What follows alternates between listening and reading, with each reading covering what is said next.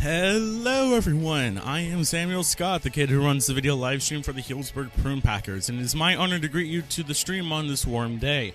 It is currently around 72 degrees here at Rec Park, where the Prune Packers will be playing the Lincoln Potters here at Rec Park. Before I head out to our sportscaster, Michael Barabot, I would like to, as always, thank our lovely sponsors, the interns that keep this place running, and to the host families that house our players from here in California, from when the players are over from wherever they may be from, whether that be Alaska, Hawaii, Kansas, North Dakota, South Carolina. I'm going to keep listing off states. As always, the stream is constantly improving, or at least I'm trying to keep it constantly improving. If you have any questions, comments, suggestions, or concerns, please leave them in the YouTube chat, and I'll answer them as I'm able to. Michael's audio will be coming up in just a moment. Thank you, and enjoy the ball game.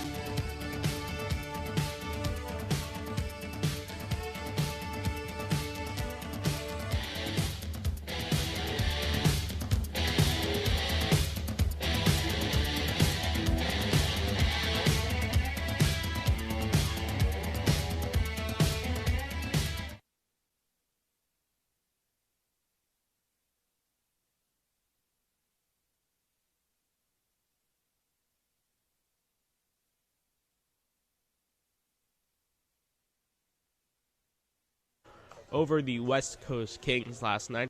They split that 2-game set with the West Coast Kings after their 11-game winning streak was snapped on Friday, in the 7-4 extra innings loss to the West Coast Kings, looking to make 2 in a row today against the Lincoln Potters, who come in struggling a little bit. They're 13-14 overall. They're 3-7 in their last 10 games. As I mentioned, they have won 2 in a row, but they had lost 5 in a row before that. And this is a team that usually at the top of the CCL Northern Division, but sit under 500 to this point, coming into Healdsburg to take on the 14-2 Healdsburg Prune Packers. And we have a special guest in the crowd today. California Collegiate League Commissioner Rick Turner is here today. He's been doing a little bit of a tour of the northern teams here in the California Collegiate League. Was in Lincoln last night, is in Healdsburg tonight to check out the Prune Packers. And Rick was gracious enough to talk to me before this afternoon's ball game about the future of the CCL, in particular the CCL All-Star Game, which will take place in Southern California and will be televised on Bally Sports. He's looking forward to that. Talk about all that and more. So here's Rick Turner, the commissioner of the California Collegiate League. Hard hit, but right-hand Renteria. He may be the MVP. 2 out. Here it is. Struck him out. And for the first time since 1954, the Giants are world champions. I wonder what it feel like to do that shit in real life. And now I know I got it.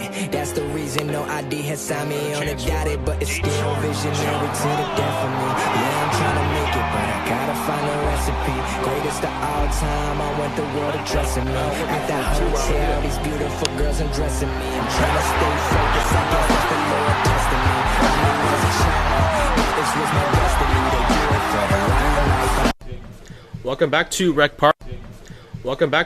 Park. I'm joined by California Collegiate League Commissioner Rick Turner. Rick, thanks so much for joining us. Oh, pleasure's all mine. So you've been telling me a little bit off the air. You kind of gone around. You went to the Lincoln Potters game last night against the Solano Mudcats. You're, of course, here in Healdsburg to take in the Prune Packers and the Potters today. First off, coming out of a pandemic and getting back into CCL play, how important has that been for you? I know you just came on, but just to see baseball back in the summertime, how great must that feel for you? Oh, it's tremendous. Absolutely tremendous. The ball hitting the glove, ball to bat, And fortunately, we're able to have fans out. It's just tremendous. And yeah, getting out to the ballparks live, you can watch sports on TV, just doesn't do it justice. Sure, there's like crazy excitement around the College World Series. I'm certainly not downplaying that, but in comparison to being at a ballpark live, there's really not much that matches it. You just came on a couple months ago, and what's something different you want to see done in this league? You're kind of observing throughout this first year, and then after that, is there something you want to see changed in the CCO, or maybe something that you want to improve in this league? So, good question. I'm glad you added that last piece. Right now, there's nothing I want us to do different. What I'm looking for is where we need to improve, where our blind spots are, where our weaknesses are, and make sure we improve on those. And then ultimately, the league is a baseball development opportunity for players and coaches, actually interns as well. But really the emphasis is on making sure we provide the best possible opportunity for the player development. So we want to continue to do, improve, enhance when and where possible. I know when we talked off the air about, obviously the development on the field is most important, but we also talked about opportunities off the field for, people like myself, for other interns maybe working in social media or just game day operations. How important is it to kind of grow that aspect? 'Cause I think California Collegiate League has really good baseball players on the field, and now it's a time to really start giving a little more focus to those positions off the field and growing it in that sense. I think we'll at least pay closer attention to what we're doing in the off field, but ultimately we want to make sure we do not take our eye off of the product on the field, that we're putting the players in the best possible atmosphere, safe, solid ballparks, well qualified umpires, crews, and some of the ballparks have some subtle nuances, which we're sitting in one, right? This is just tremendous to play with, not cookie cutter dimensions, right? Some unique stands and layout. That's really important for the players to experience, but it also has to be safe, right? But yes, secondarily, we want to make sure that the hardworking men and women in internships and off-field are networking, are connected to the people that many of our coaches and GMs know to help further their careers, right? We don't want them to have a great summer here and then get thwarted in every effort to stay working in sports. Have something stood out to you as you've kind of made the rounds and seen all the teams and the games and the different ballparks? Has there been something that stood out to you so far this season? We're only a couple weeks in. A negative is that we're looking for pitchers to throw first pitch strikes a little bit more. I kid partly, but that is part of the learning curve, right? Trusting your stuff, being willing to throw strikes. It helps with the flow of a game, the rhythm of a game, right, for people to get going. But in all seriousness, the level of competition is just incredible. I mean, the talent level, and it seems it gets younger and younger every year, as we've seen in, kids signing and moving to the big leagues, right, in a nanosecond, where in the past it was almost required that you had to be a certain age and it took X amount of time to play at certain levels. So I'm not so sure that's the case anymore. Players are getting younger, bigger, faster, right? Stronger. And we're seeing it here, which is awesome. It's great for the league. Last question. You have a background in coordinating strategic partnerships, and one thing you've done and the league has done is having the All-Star Game on Valley Sports. I know that's something we talked about again off the air. Talk to me about the All-Star Game, what you're looking for both on the field and with the broadcast with Valley Sports televising the game. Should be a big event. We have real high expectations for the league. We think it's a great opportunity for the players that are showing themselves as elite players within the league. Coaches will have the opportunity to nominate their players but how often do you get a college summer league that's shown regionally on a day that there's no other live sports? And it will be replayed in other regions. You couldn't get a better partner with Valley Sports. and we've worked really hard on our selection of announcers, number of conversations about making sure the announcers are prepared with everything they need about background on players, organizations. It's a showcase not just for the players but for all the teams. And so for me, it was selfishly making these trips super important to get here, see each ballpark, and make sure that we identify those things. We let the people know what's going on out there, right? Mm-hmm. Somebody may be taking a trip up to the wine country and say, oh, shoot, I actually recall a son's friend might be playing there. It'd be worth taking a jaunt over and see it, right? It's not going to move the needle in attendance immediately, but the recognition side for all the teams in the league, and then as it comes to future recruiting, right? It's going to improve there. It'll attract players to the league. Yes, absolutely. Right. Who doesn't want to play on TV? Well, I'm sitting next to a guy probably would love to announce the game, as we discussed earlier. Yeah, future years. Right? Future years. There we go. Rick Turner, California Collegiate League Commissioner, thank you so much for joining us. Awesome. Thank you, buddy. Thank you.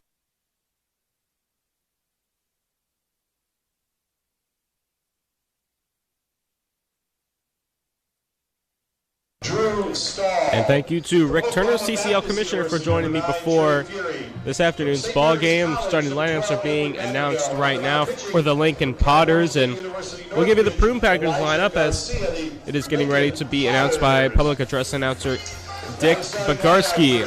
Leading off is Jesse Lopez. He'll play center field. Braden Runyon will hit second and play third. Austin Bose will hit third and play left field. Ryan Targich will clean up and play second base. Batting fifth will be the catcher, Cole Elvis. Sixth batter is Torrin Montgomery. He'll play first base. Kimball Schuessler, he had 4 hits and 4 at-bats last night. He'll be the designated hitter and hit seventh. Seth Nager, he homered in last night's game, a 2-run shot. He'll bat eighth and play right. And batting ninth and playing shortstop is Ian McMillan. And on the mound for the Hillsborough Prune Packers is Joe Amarato. He's making his third start of the season at 7 2/3 innings pitched. He hasn't allowed an earned run, has struck out 11 batters and walked just 4, and he is 1-0 on the season. He picked up the victory in his last start against the Lincoln Potters 10 days ago. He went 4 innings, allowed 2 hits, walked 1, struck out 4, did not allow an earned run. And now, at this time, we will let you listen in to the Star Spangled Banner here on a Sunday afternoon as we get ready for the Lincoln Potters and the Healdsburg Prune Packers.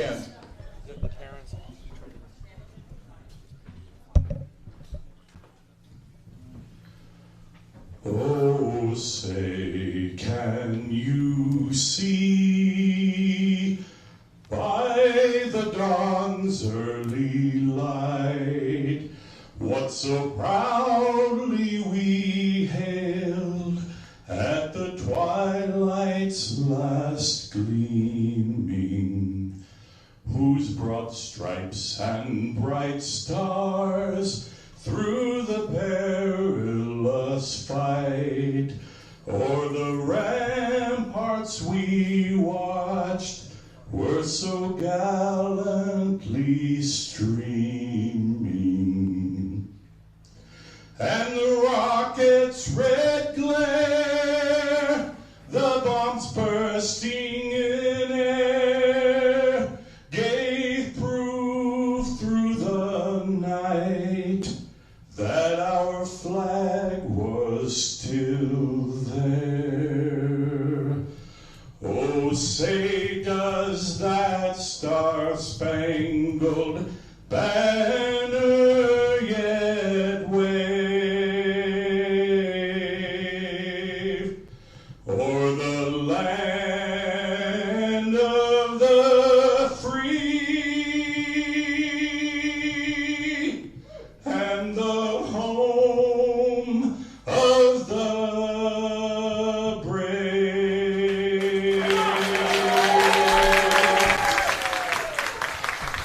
There's a national anthem on a Sunday afternoon in Healdsburg as we get ready for the Potters and the Packers to do battle. Potters wearing their navy blue tops with red, white, and blue numbers, stars and stripes numbering on the back. Prune Packers wearing their classic red tops, red hats. A lot of guys wearing high socks tonight. Not everyone. Only Cole Elvis and Seth Nager are the only ones not with the high socks this afternoon. Number 5, Austin Bose. Center field, Jesse Lopez. Number 9. As we get ready for this afternoon's ball game, we will give you the lineup for the Lincoln Potters, and it goes like this. They'll lead off with Trevor Haskins batting second. Matt Volker hitting third will be Garrett Forrester. And on the mound pitching, UC Berkeley, Joe Emirado. Batting fourth, will be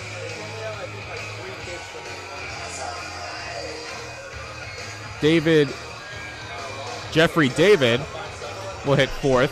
Jake Sapien will hit fifth. Glenn Hall will hit sixth. Drew Stahl in the seventh spot. Trey Fury will hit eighth. And Edward Madrigal will round out the order and bat ninth. And Elijah Garcia will be the starting pitcher for the Lincoln Potters this afternoon, as Joe Amorato getting ready to finish up his warm-up tosses.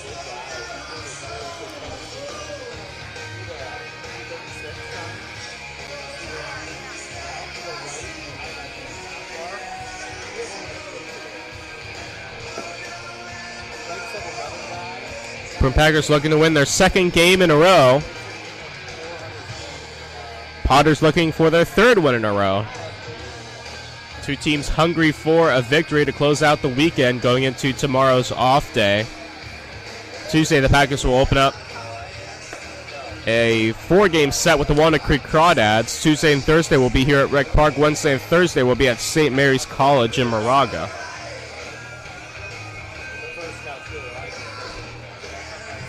And of course, our guest of honor this afternoon is California Collegiate League Commissioner Rick Turner, who joined us for an interview before the game, talked about the CCL All-Star Game in mid-July. It'll be in Southern California. And it will be televised on Bally Sports, and Rick has a background in cooperating partnerships. Was a former player who most recently worked in the front office of the Los Angeles Angels, in charge of corporate partnerships and working with parts of the media, with the team's corporate sponsors of the Los Angeles Angels, and representing the Angels community during his 15-year tenure with the Los Angeles Angels. He started that in 2006, and of course was named the CCL Commissioner in April of this year.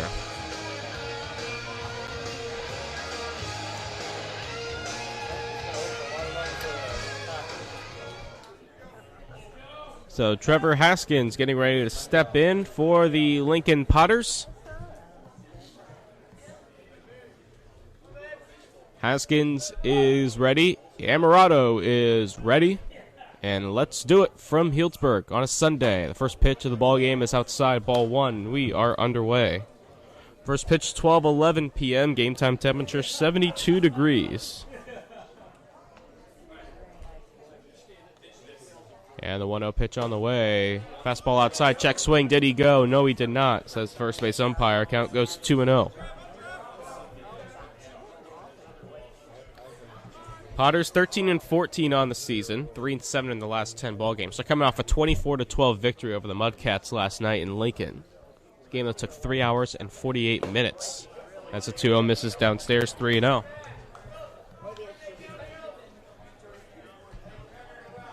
Haskins out of San Jose, California, going to Stanford University. He's at 300 on the season.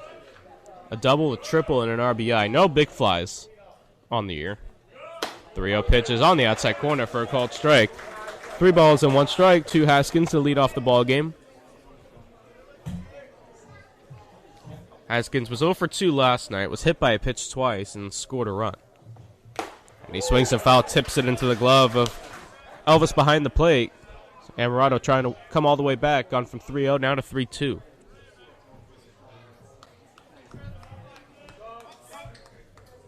And now time is called. The plate. Haskins will step out.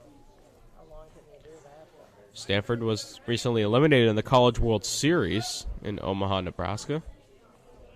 3-2 pitch on the way. Swung on, chopped left side foul. And we'll do it again. Mississippi State has clinched their spot in the College World Series final.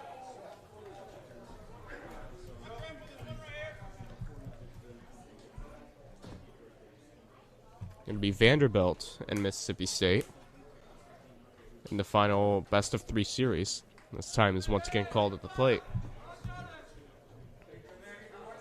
The defending champion, Vanderbilt Commodores. That'll be Monday, Tuesday, Wednesday.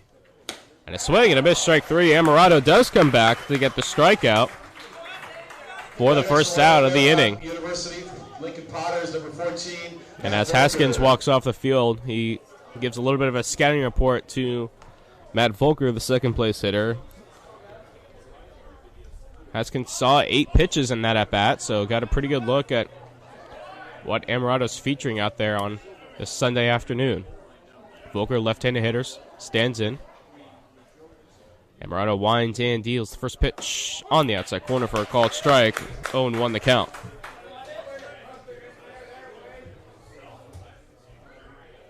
Of course, the controversy in the College World Series with North Carolina State being forced to forfeit as the 0-1 is inside and gets all the way to the backstop, 1-1. Forced to forfeit over a couple COVID positives on their team. And that triggered a team-wide test, although many of the players and support staff have been vaccinated. And that came up another couple positive tests as Volker fouls it away, 1-2. And it left North Carolina State with not the needed amount of players to compete.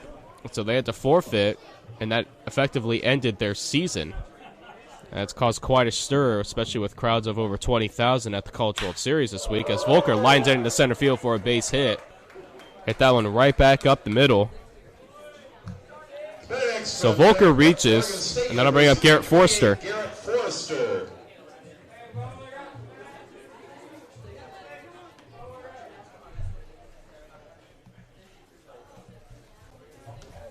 So 1 on, 1 out for Forrester.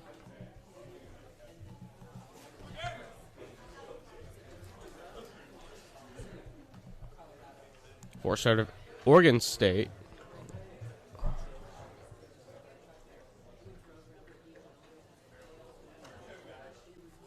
And a pitch upstairs for ball 1 on Forrester.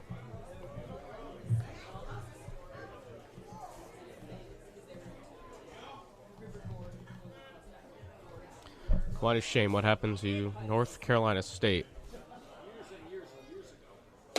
As the 1-0 pitch is up and in, 2-0.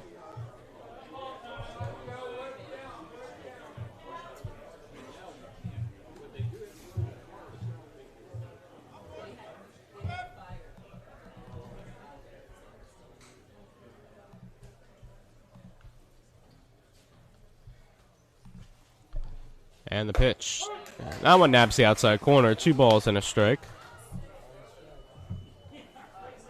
Forster playing his prep ball at Bella Vista High School, lettering for head coach Greg Olson. Second team All-State and first team All-NorCal.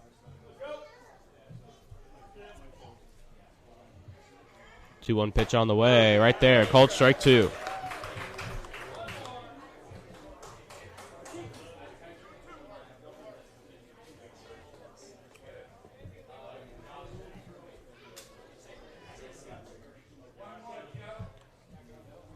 Amarato sets and deals the 2-2. Check swing. Ball was up high. Did he go? No, he did not, says the first base umpire. So the count will run full, 3-2. Justin away, top of the first. No score from Rec Park. 1 on, 1 out for the Potters.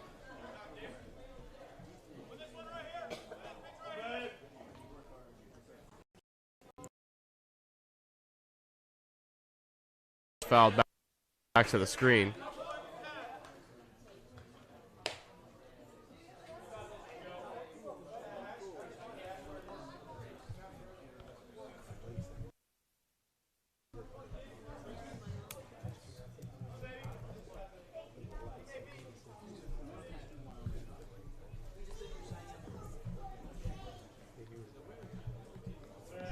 Amarato sets another full count pitch on the way. Outside ball 4, so Forrester walks. Volker goes up to second. So now 2 on with 1 out, and that'll bring up Jeffrey David.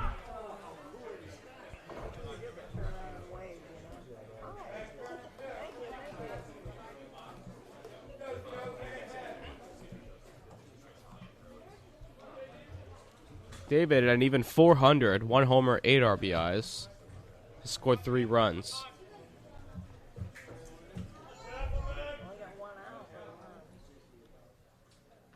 Are looking for the double play ball. The pitch. Swing and a miss. That's on at 88 miles an hour from Amorato, and the count's 0-1.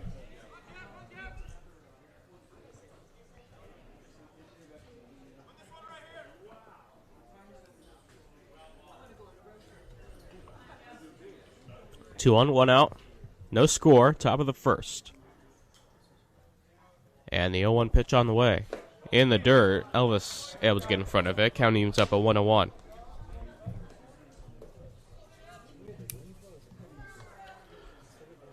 The game will be played at Vanden High School. It'll kick off at 1 p.m. Crawdads and the Mudcats will go at it.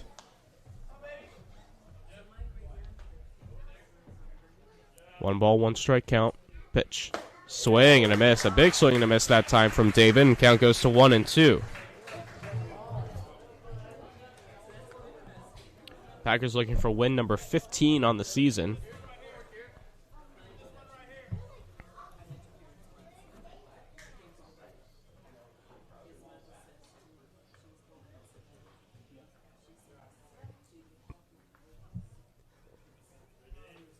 And the 1-2 pitch on the way.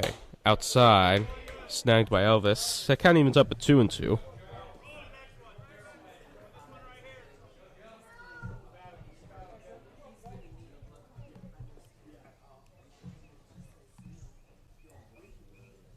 Amorato, 6'2", 185-pound right-hander. Now the pitch. Swing and a miss, strike 3. Climbed the ladder with that one. Went with the high fastball and got David to chase. Second strikeout for Amorato. And that'll bring up Jake Sapien.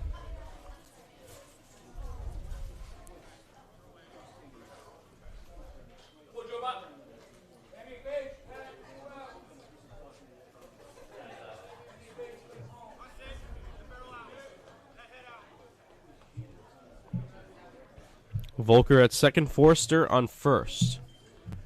2 out. And the first pitch swung on, hit in the air. Left side, Runyon and McMillan under it. It's McMillan who calls for it in short left field to end the inning.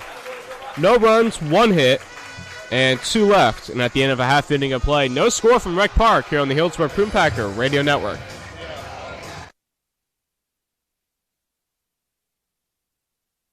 Fastball throughout this at-bat. Gerald Laird is on deck for the Braves. And there's a ball hit out to right field. It's a base hit. Rounding third, Jordan Schaefer. Here's the play at the plate, and he's safe, and the Braves win it.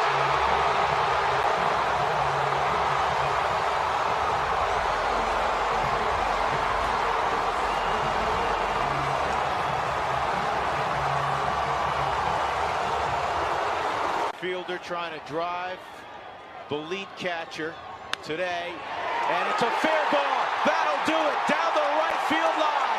Here comes Torrealba. Dexter Fowler delivers, and the Rockies win it. A 2-out, 10th inning rally. But all he was going to do with that pitch was beat it into the ground someplace.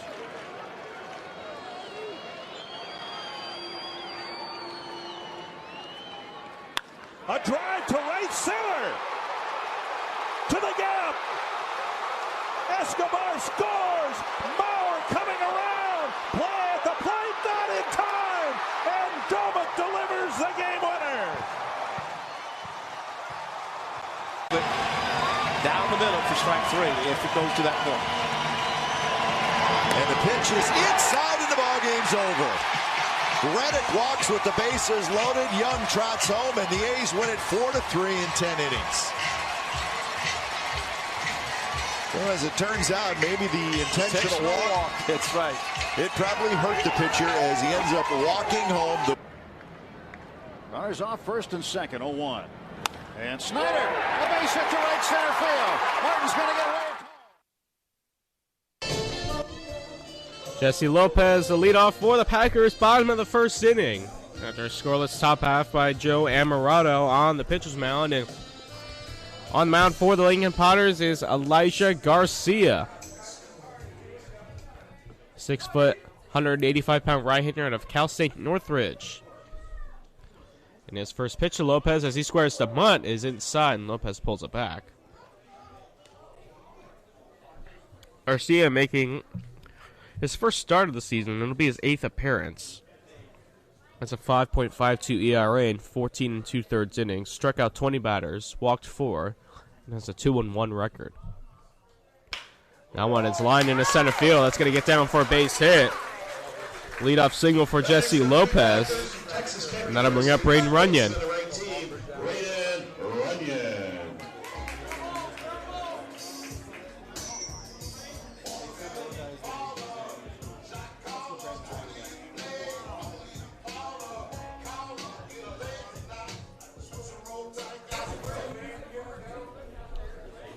And a throw over to first. Lopez able to get back in, trying to catch Lopez crossing his feet as he took his lead.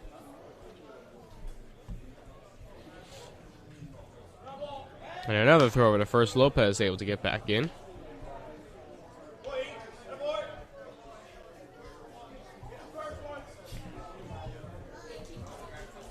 Running at .231 on the season. No home runs, 4 RBIs, has scored 5 runs. And he takes the pitch outside for ball 1.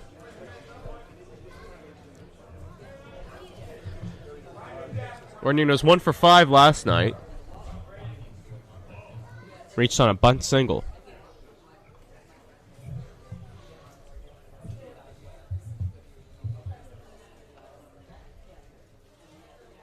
One up pitch, line to left field. If it's high enough, it's gone. It is high enough, and it's gone. 2-run home run, Braden Runyon, and just like that, 2-0 Packers.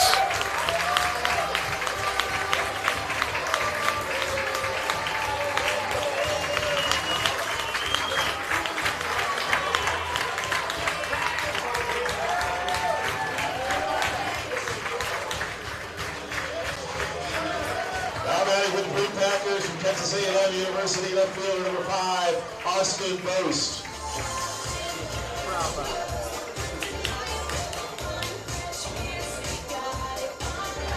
Now bring up Austin Boast.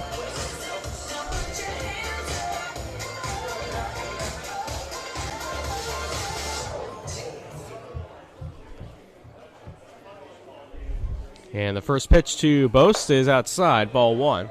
So 2-0 Packers right away.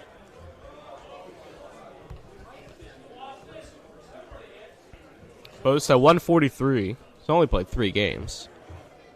It's 2 his 14 at-bats. Has scored a run. And he swings and hits one high and deep down the left field line. And that ball is off the top of the wall. Just stays fair. Boast on his way to second. He's got a double.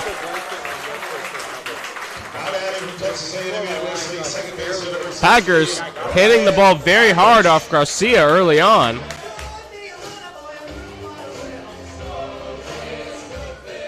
That brings in Ryan Targich. Switch it to about left hand, and he's at .349 on the season. 3 home runs, 14 RBIs. 3 doubles, and has scored 17 runs.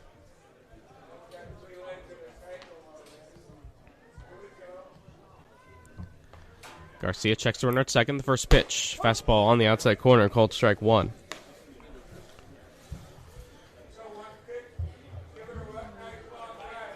Targets was 0 for 3 last night. Walked twice. Scored a run.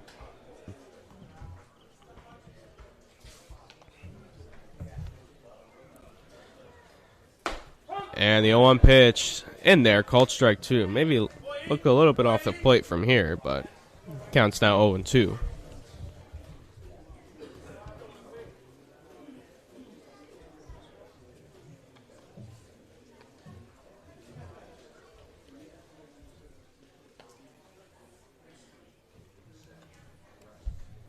And the 0-2 pitch swung on, fouled away to the left side off the screen. count will stay 0-2. And it looks like we have our first ejection in Major League Baseball for the new foreign substance rules. Hector Santiago of the Seattle Mariners.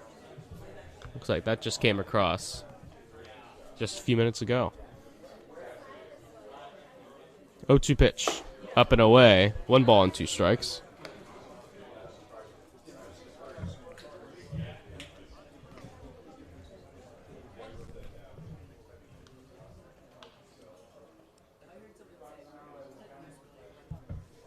I'm watching the video right now because they're checking the pitchers at least once per game. As Targets takes outside, the count moves up at 2-2. So he can't say he wasn't expecting to be checked. They're checking everyone. It was implemented on Monday. Has his glove confiscated and put in a plastic garbage bag. And he was ejected from the game.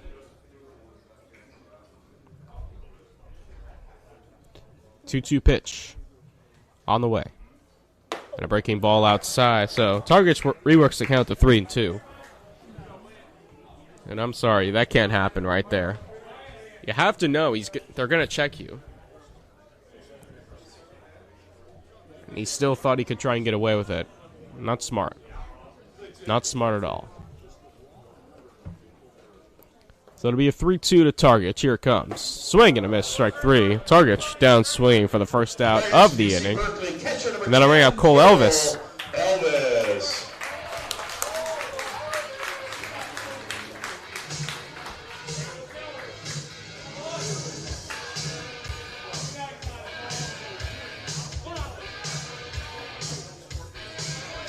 Elvis at 277, 3 homers, 15 RBIs, to score 9 runs. Was 0 for 5 last night.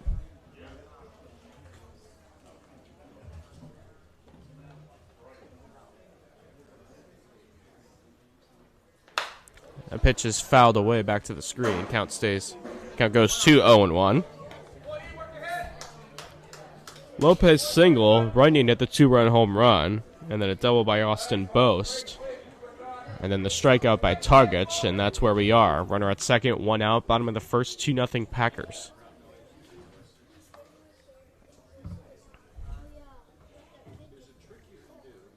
And the 0-1 on the way. Swinging a pop-up, right side foul territory. Forrester giving chase. He will make the play in foul territory for the second out of the inning. Now batting from University of Missouri, first baseman number 26, Prune Montgomery. So Montgomery will stand in.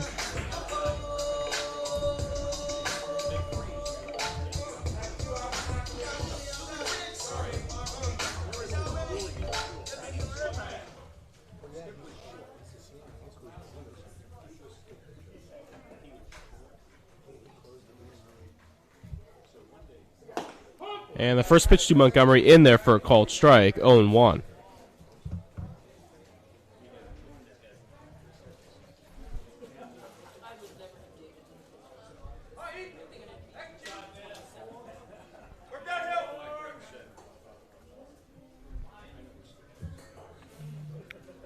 Two on, 1 out. 2 on, 2 out, excuse me, as the pitch is outside. Count goes to 1-1. We just finally got the positional alignments for the Potters. So I've been writing that in over the last few pitches. The lineup card they gave us didn't have their positions on it. Breaking ball inside. Didn't break. Montgomery had to turn out of the way, so the count goes to 2-1.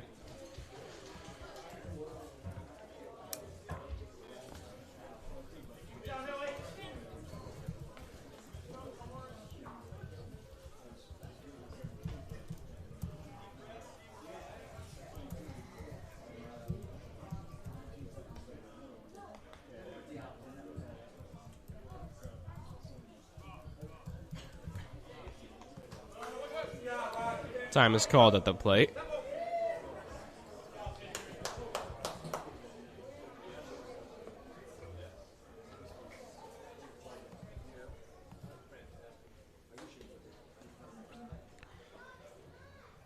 Boy, Garcia really taking a long time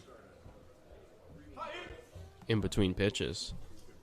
Now deals the 2-1. And that one's lined to left field. Down the line. If it's fair, it's gone, but it's foul. It was gone, but it was foul. So the count evens up at 2-2.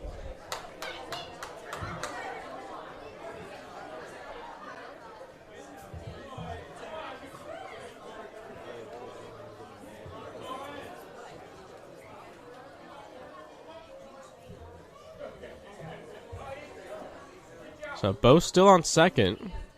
And the 2-2 pitch inside. So the count runs full 3-2 on Torrin Montgomery.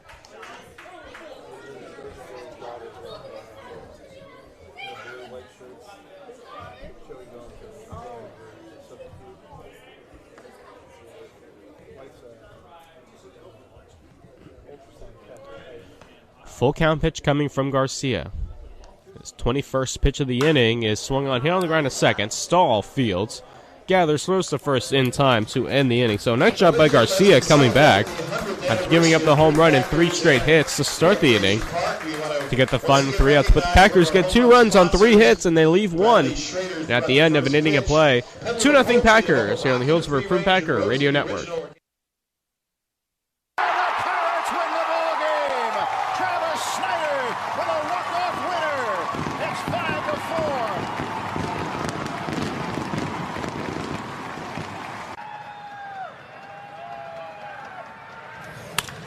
Fly ball right center field.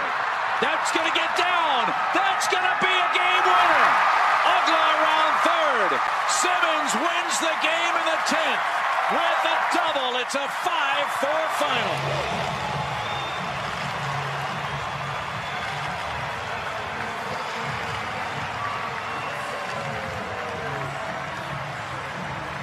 The Phillies. There goes Gomez, and Bencourt lines one right center. Gomez on his way to third, and they're going to send him. Here comes a throw. Gomez is safe. The Brewers win.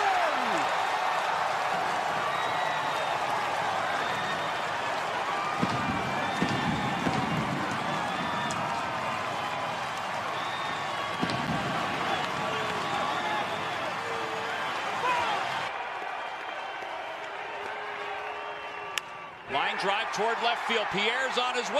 It is gone! Wow! A grand slam walk-off home run for John Mayberry. How about that to finish up a ball game? Leading off the top of the second inning. Top of the second inning, 2-0 Packers on the 2-run home run by Braden Runyon. 6, 7, 8 for the Potters. Hall, Stahl, and Furry.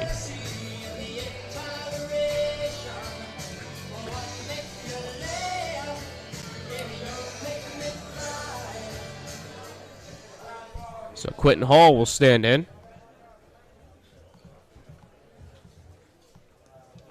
And the first pitch from Joe Amorano is outside, ball 1. Start the second. Quentin Hall out of Johnson County Community College. Hall at 350, 4 home runs, 31 RBIs. And the pitch up and away and gets all the way to the backstop. Count goes 2-0. Also has 3 triples on the year, scored 28 runs, and is taking his 101st at-bat of the season. Hall was 5 for 6 last night, had 7 RBIs. He takes just low, so 3-0. Scored 3 runs. Had a double and a triple, but didn't have a home run. That was the 24-12 victory over the Mudcats. And the pitch outside. So Hall walks on 4 pitches. Batting next from University of And then I'll bring up Drew Minnesota, Stahl. Number 10, Drew Stahl.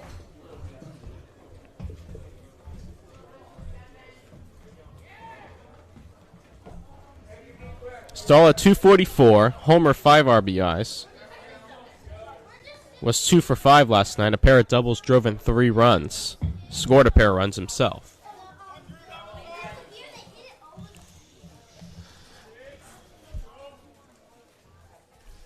So Amarado set at the belt, working with a 2-0 lead. Deals up and in, so 5 straight bad ones to start the second inning. That Potters Mudcats game last night took 3 hours and 48 minutes. Started at 7:07, ended at 10:55. Then the Potters got to make the long trip to Healdsburg. And they didn't get in until about 11:20, about 40 minutes before first pitch.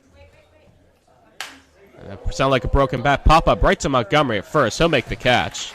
We're out number 1. Going back to first is Hall. Now bring up Trey Furry.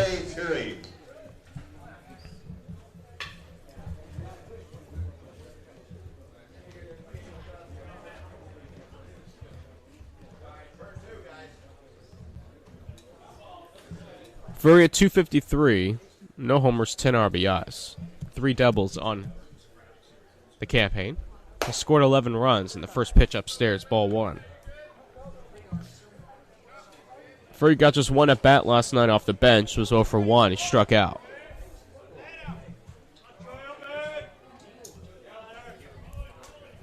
One ball, no strike to count.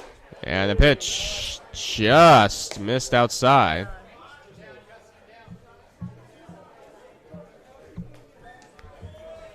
And other than the ball that was put in play, Amarado's thrown 7 balls this inning. And there he finds the strike zone on the outside corner. 2-1 the count. Furry didn't think so.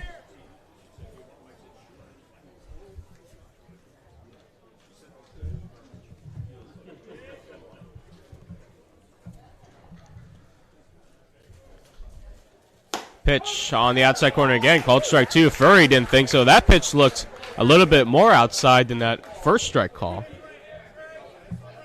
In fact, I think that one looked a little bit more outside than ball 2. But nonetheless, it's 2-2 the count. 1 out here in the second. And the pitch, runner goes, swung on, fouled. Or not foul, actually it's popped up, right field line. Montgomery going all the way out. Nager coming in, and it drops. Montgomery Fields throws to second. McMillan will apply the tag. It looked like it was going to drift into foul territory, but Montgomery was going right down the right field line. It ended up dropping between Montgomery and Nager down that right field line. Montgomery was able to field it quickly and fire to second, where McMillan was able to apply the tag for the second out. So in the end, actually goes as a 3-6 fielder's choice.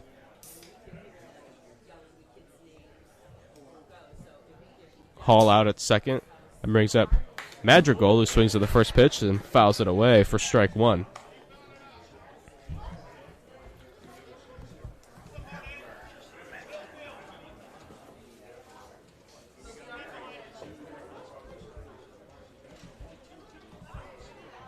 Madrigal at 250. And he takes a strike on the outside corner. That one looked good. And counts now 0-2. 6 for 24 is Madrigal. He scored 6 runs, driven in 2. And his last playing time was a week ago against the Packers. On a pitch inside. 1-2 the count. That Father's Day 14-3 loss, he went 1 for 2.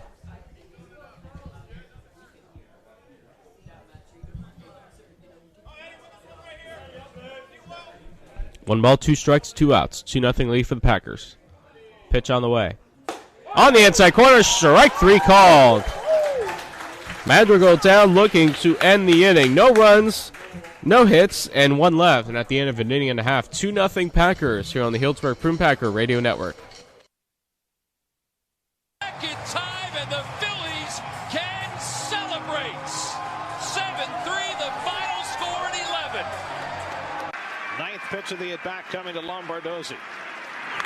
And another fastball flied out to left. Baxter over, makes the catch, tagging at third. LaRoche, he heads on in with the winning run, and the Mets win it 3-2.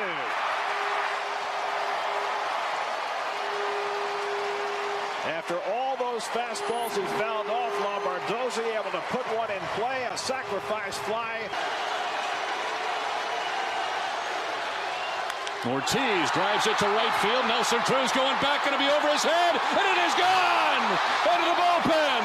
A 3-run home run for Big Papi. The Red Sox win in spectacular fashion. Whoa!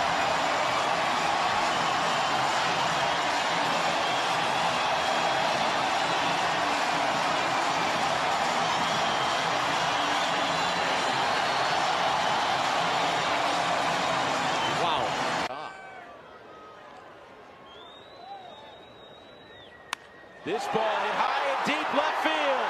Did he do it? You bet!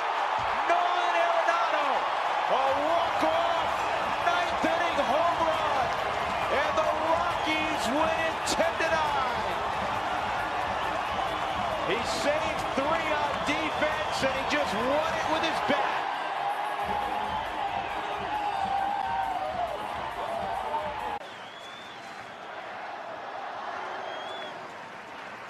In the dirt, gets away. Here comes Kimball Schuessler will lead us off in the bottom of the second inning. 7, 8, 9 for the Packers. Schuessler, Nager, and McMillan. Schuessler was 4 for 4 last night, had 4 singles. And he saw a grand total of 5 pitches the entire night. First pitch swinging on 3 of the 4. And the other one, he saw 2 pitches. And he swings at the first pitch here, hits in the air, left field. Hall giving chase in left center field. It's over his head. And takes a couple hops off the wall. Schuessler into second with a leadoff double. Kimball Schuessler swinging the bat very well as of late. Next from Arizona State University, right fielder number 22, Seth Nager. So Schuessler aboard for Seth Nager.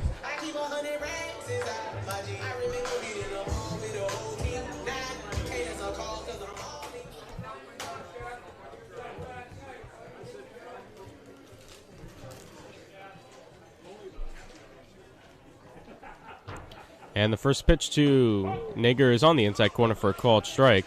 0-1.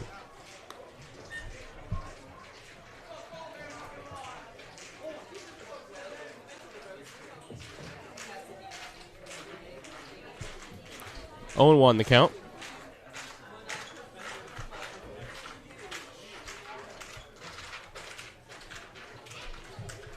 A 1 pitch inside. Nager has to turn away a little bit, so the count evens up at 1-1.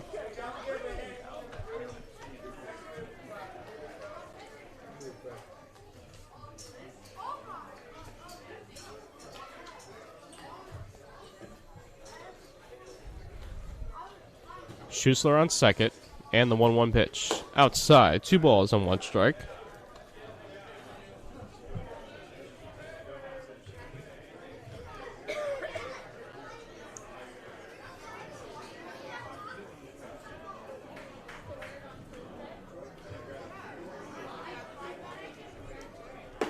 And the 2-1 dips just below the zone. 3-1 the count now.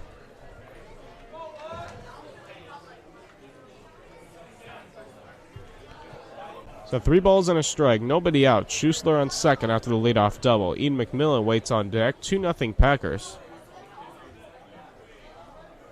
And Nager swings and lines it to right field, but Volker is right there to make the catch. Schuessler back to second. Nager retired, and that'll bring up Ian McMillan. Ian McMillan.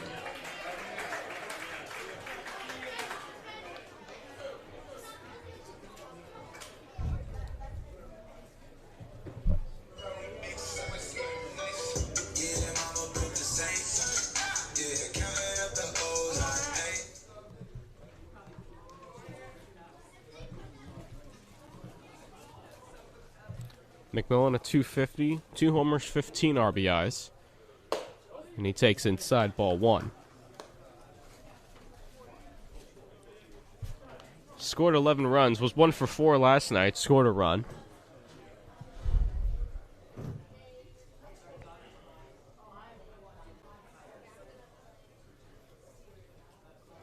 One out the count, 1 on. And the pitch inside again. Breaking ball nearly got McMillan. 2-0 the count now.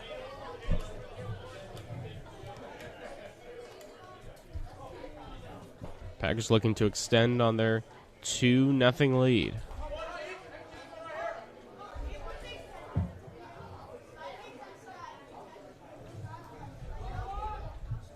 2-0 the count on the Packers shortstop.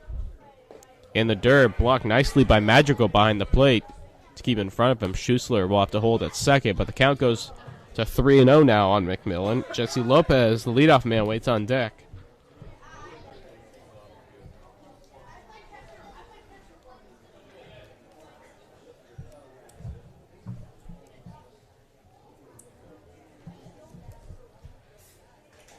.3-0 pitch on the way. Right down the heart of the plate. Called strike one on McMillan.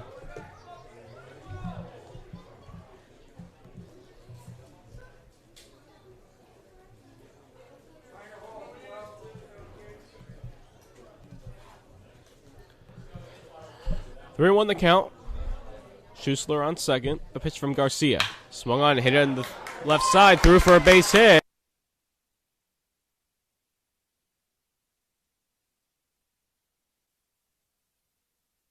Schussler had to hold up, so he'll go to third.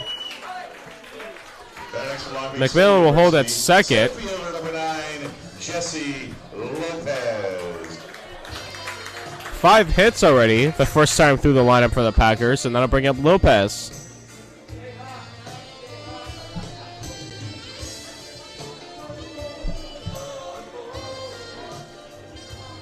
Lopez singled and scored in the first.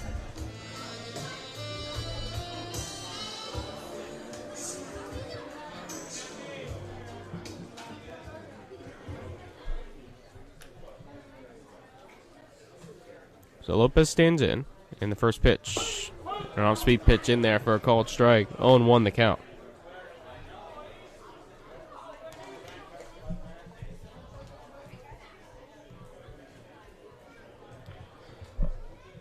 Lopez out of Long Beach State.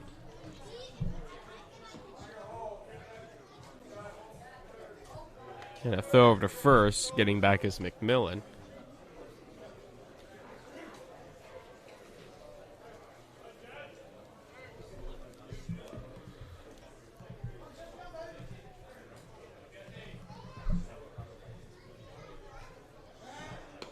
And another throw back.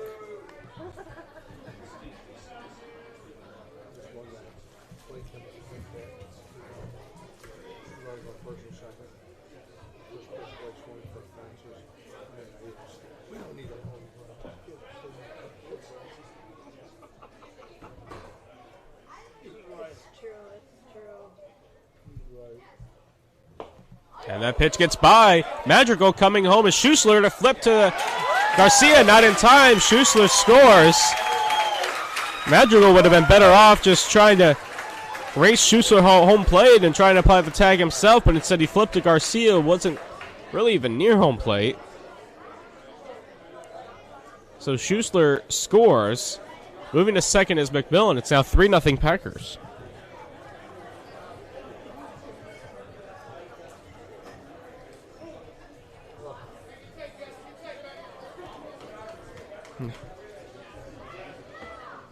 Count goes to 1-1 on Jesse Lopez.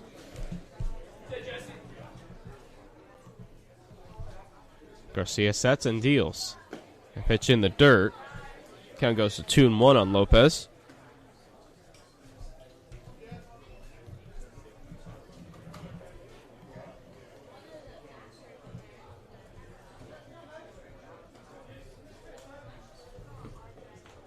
Lopez now at .458, 22 hits and 48 at-bats.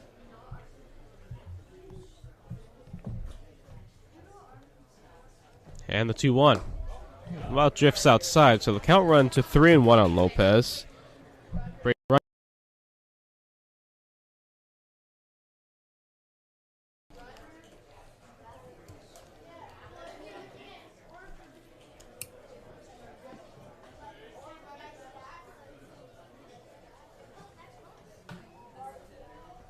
Three balls, one strike, one out, one on. Pitch hit in the air, foul territory right side, and out of play. And the count will go full 3-2.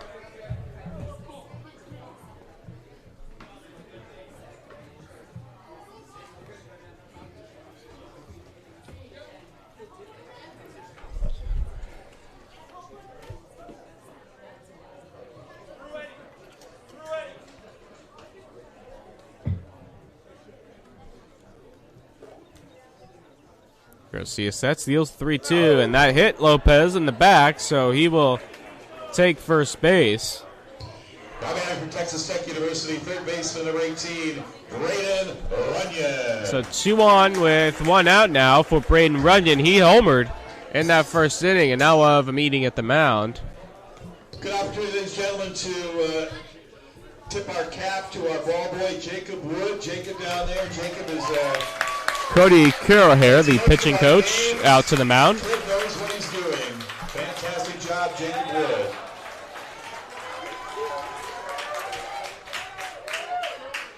Quorer played and graduated at University of Nevada, Reno. Spent time at Solano Community College.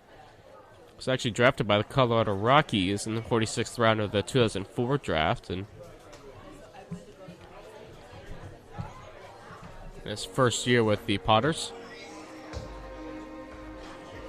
Once again, Braden Runyon at the plate.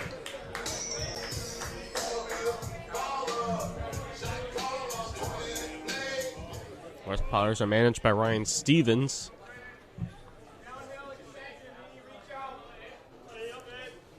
So now ready to go. Runyon stands in, 2 on, 1 out. Yeah, now time is called at the plate. Garcia will deal a pitch that's outside, but of course that won't count. Time was called by Runyon at the plate.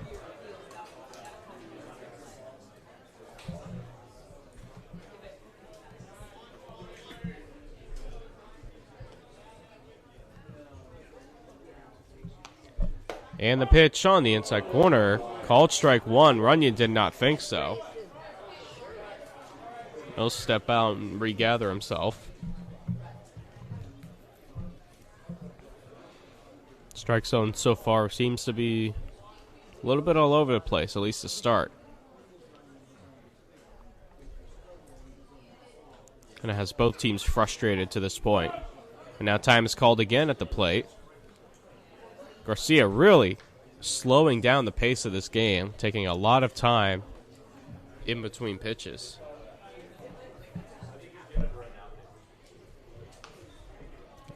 I mean, we're already 45 minutes in, and we're only in the bottom of the second. And Runyon lines one in the left center field. Hall coming in. He'll make the catch. Going back to second, McMillan. Back to first, Lopez. Now batting from Texas A&M University, left fielder, number 5, Austin. I'll bring up Austin Bose, and the Packers are really hitting a lot of balls very hard. There's not too many at-bats where a ball has not been squared up.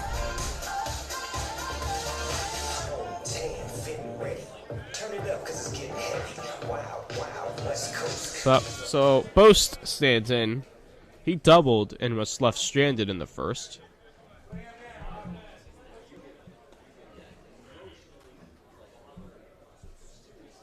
And the first pitch, the breaking ball misses upstairs. 1 ball and no strikes.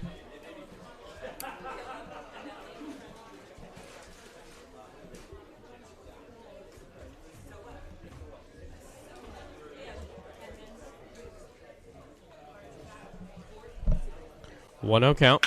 Line right to the shortstop, Haskins, to end the inning. Another ball that was squared up by the Packers, but the last 2 have found the gloves of the Potters.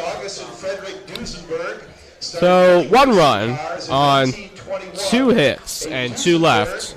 And at the end of 2 innings of play, 3-0 Packers here on the Healdsburg Prune Packer Radio Network.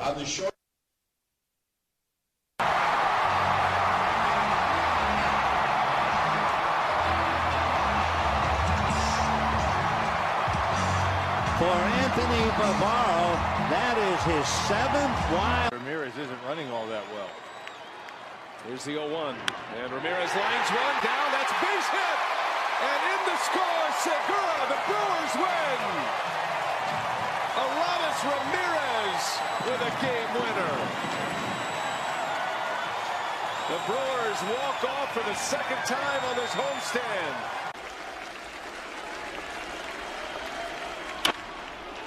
Base hit, the Blue Jays win it. Rajay Davis, a walk-off single with 2 outs in the 18th.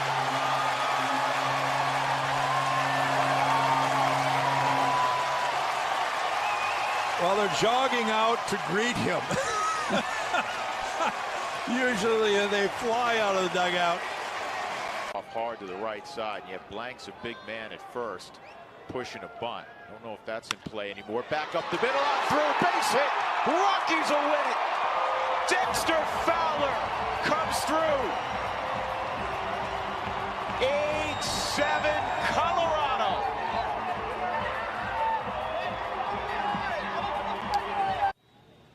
The 0-1 pitch.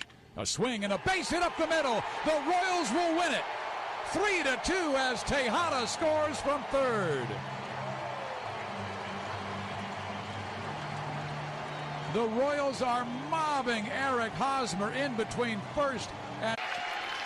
1 ball, 1 strike. Davis a little bloop towards left field. It's going to fall in.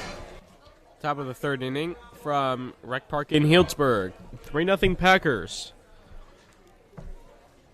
And top of the lineup for the Potters to lead off this third inning. And Trevor Haskins squares to bunt, but he fouls it towards the Packer dugout. In fact, into the Packer dugout. So the count goes 0-1 on the Potters shortstop. He struck out in the first inning to lead off the ball game.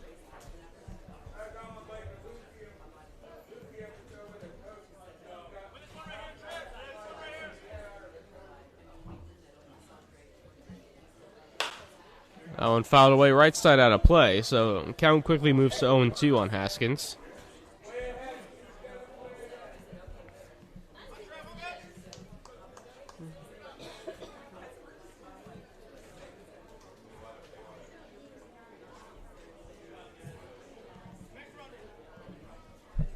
Amorato winds and deals the 0-2 upstairs, so 1-2 the count now on Haskins. Sponsor of the game this afternoon is Petaluma Poultry, one of our home run sponsors. Thank them for their support as Haskins grounds this one to short. McMillan fields, throws to first in time for the first out. For the Potters from Loyola Marymount Carson University, Block family, Drexen Wine, who was our sponsor of the day a few nights ago. Harvey Plumbing Company, Rich Ryan Construction are our other home run sponsors, and of course our Grand Slam sponsors, Goliath LLC, Epicenter Sports and Entertainment, the Sanderson family, and iTrade Network. Thank you for your support for the Healdsburg Prune Packers. Nobody on, 1 out from Matt Volker, and he takes outside for ball 1. Volker singled and was left stranded in the first.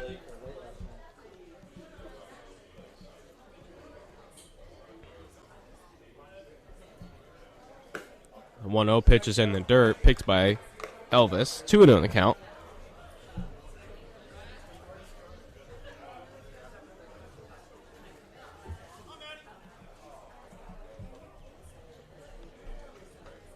Volker, left-handed hitter.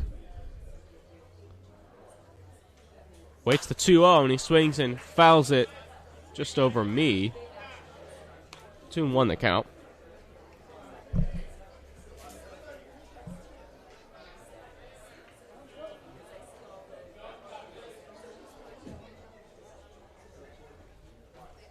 Amorato from the third base side of the rubber. Deals one hit on the ground to second. Targets Fields. He throws to first in time. Sounded like a broken bat from Volker. The two are quickly retired in this third inning for Garrett Forrester. Forrester walked and was left stranded in the first.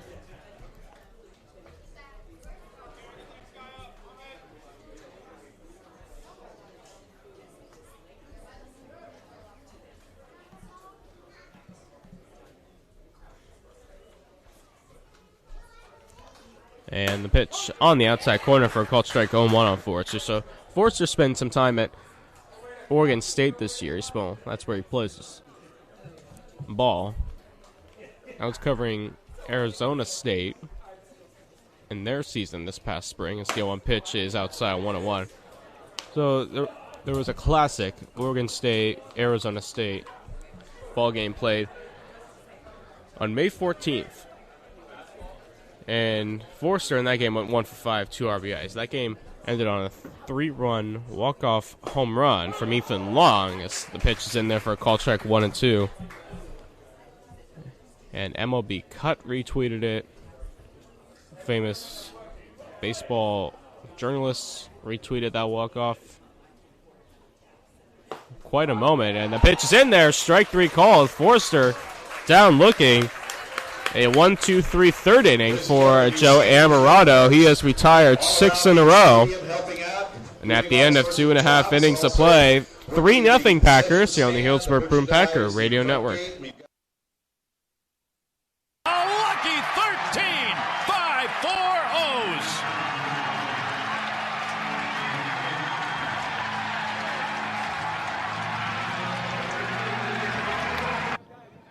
He hasn't even seen a batting practice pitch in hours. Cubs win. Julio Bourbon knocks in Starlin Castro, and they win it in the 14th. Let the scrum begin. Julio Bourbon. He came into the game when Donaldson came out. And that is going to be a base hit, and the A's win it. Fryman, a walk-off against Mariano Rivera.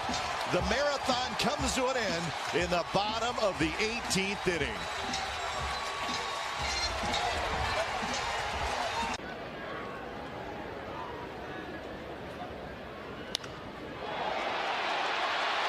Deep to left. Back goes the left fielder. Walk-off winner. Jay Bruce the other way. Number 11. His 23rd career home run against Milwaukee. His 5th career walk-off. And a 4-3 Reds win. Payoff pitch. Hit to first. Throw home. Slide. Safe. The Indians win it.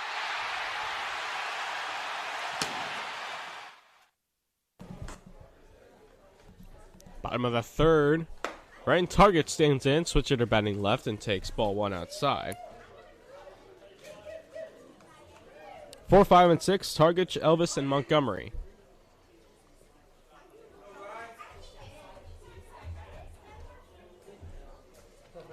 And the pitch, a big swing and a miss. Nice changeup from Garcia. Count evens up at 1-1.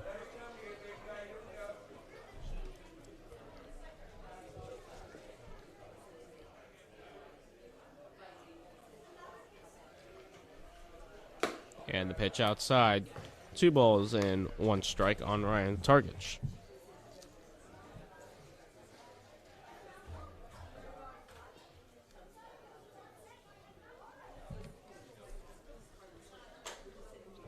And the 2-1 pitch on the way drifts outside, so 3-1 on Targich. Boy, if the Packers get guys on, then Garcia really takes his time in between pitches and really slows the pace of the game down.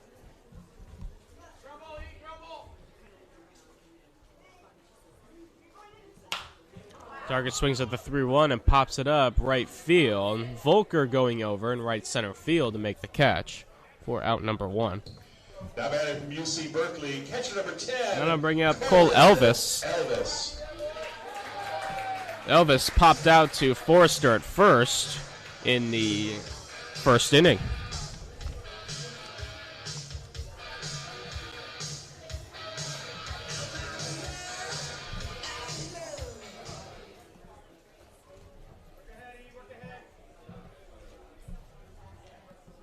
And the first pitch inside, in fact, over the head of Elvis as he ducks away. Count 1-0.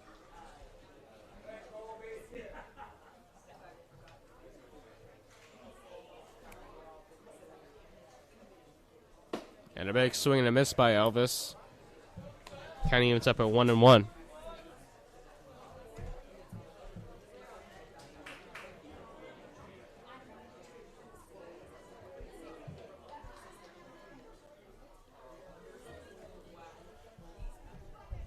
And another swing and a miss by Elvis. Count goes to 1-2 now on the Packer catcher.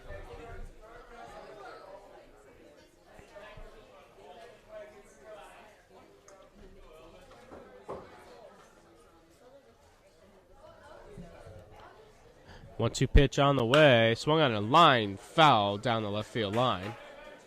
The state in baseball history, Monroe High School standout Ed Cranepool, an opening day guest seated with the owners, Mrs. Joan Payson and Donald Grant, signs a contract that includes an $85,000 signing bonus as an amateur free agent with the expansion Mets. As the 1-2 pitch drifts outside, 2-2 on Elvis. The 17-year-old Bronx teenager will spend his entire 18-year career with the Mets, establishing franchise records for hits, plate appearances, and games played. This day in 1962. And the pitch misses outside. Count goes to 3-2.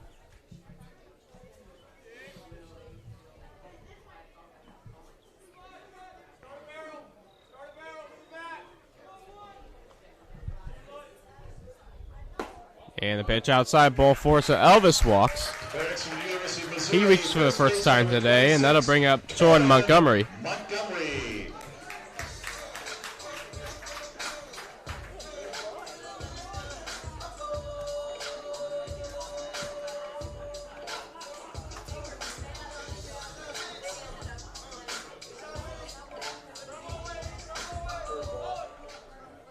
Montgomery grounded out in the first, grounded out to Drew Stahl at second.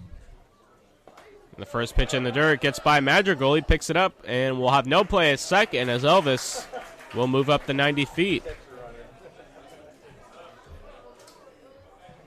So 1-0 the count on Montgomery.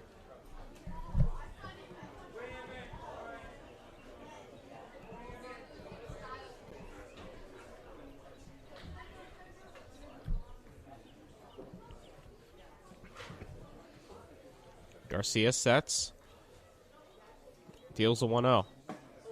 And a pitch in there for a called strike. 1-1 the count. Montgomery didn't think so. Neither did some of the fans here in attendance.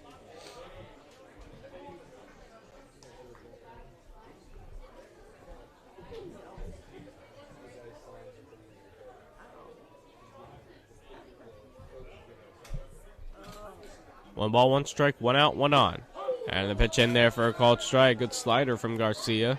Count goes to 1-2.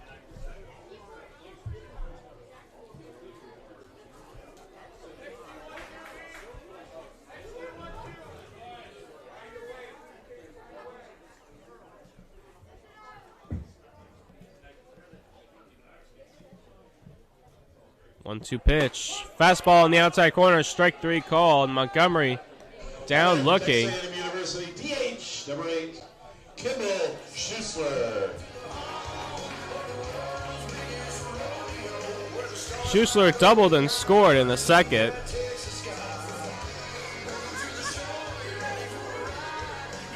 Joey Gomes visibly frustrated in the third base coaching box.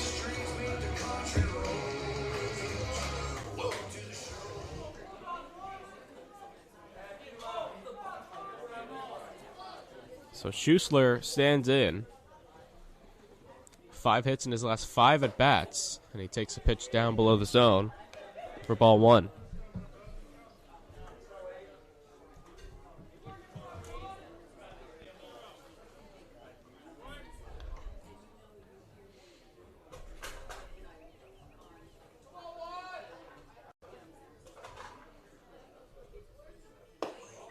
And the pitch just a bit inside. 2-0 the count now on Schuessler. Elvis, he's at second. He walked in an advanced second on a wild pitch by Garcia.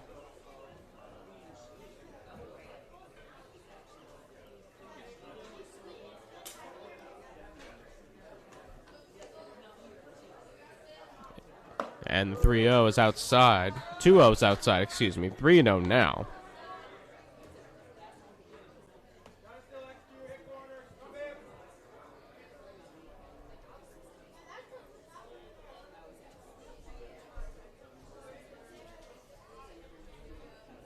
So 3 balls, no strikes, 2 out. 3-0 Packers, bottom of the third. And the 3-0 pitch on the way is in there for a called strike on the outside corner. Schuessler had to step down to first baseline. But it's 3-1.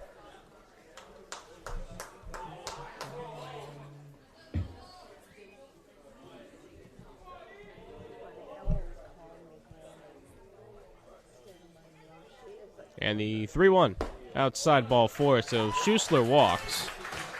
He reaches base for the 6th straight plate appearance. And that'll bring up Seth Nager. Nager 0 for 1. He flew out to Volker and right back in the 2nd.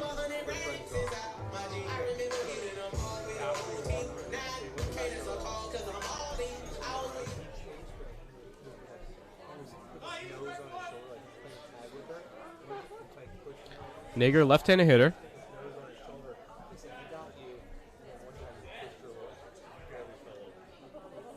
And the pitch in there for a called strike. 0-1.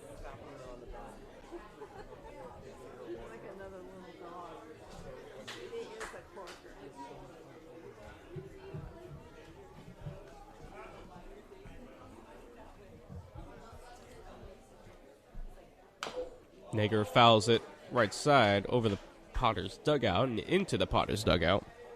Count is now 0-2.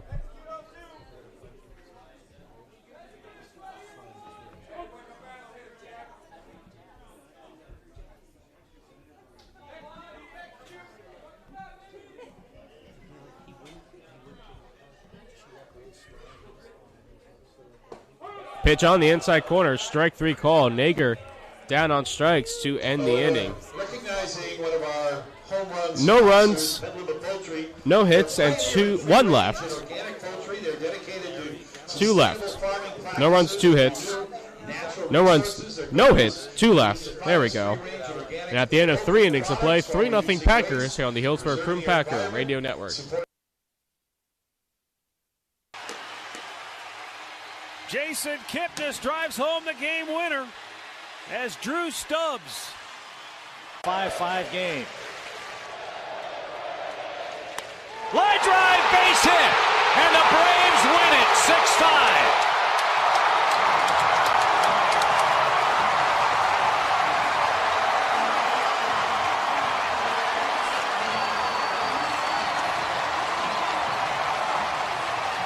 Dude at third, Buck the tying run at second with 1 out.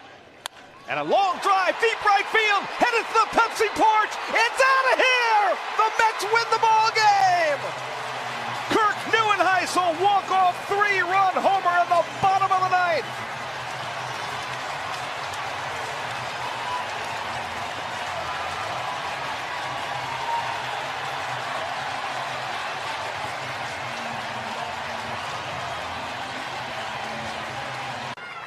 We move in. High fly ball to right. Bird going back at the wall. The Braves have won it.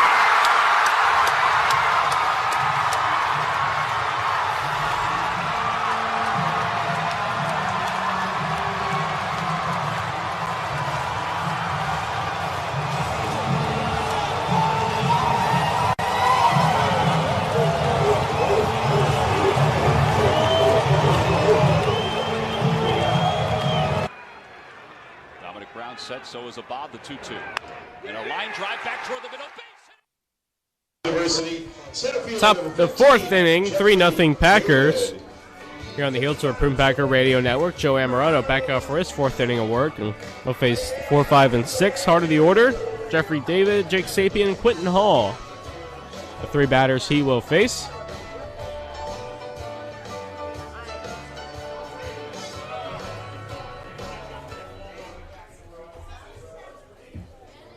Amarato winds and deals the first pitch. Up and in. David has to turn away.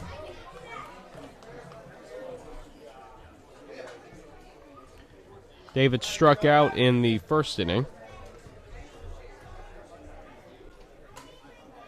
Amarato winds and deals the 1-0 on the outside corner for a called strike. 1-0 the count. David was one of 4 strikeout victims for Amarato so far today.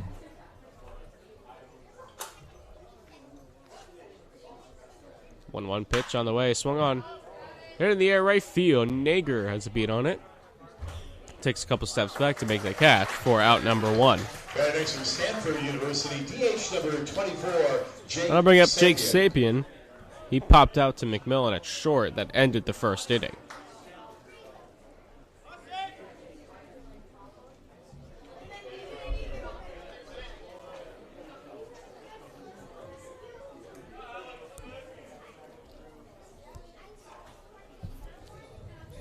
First pitch on the way is outside.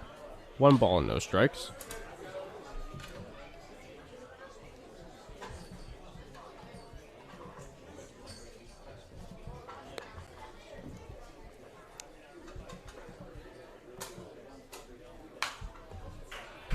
One else fouled back to the screen. 1-1 the count now.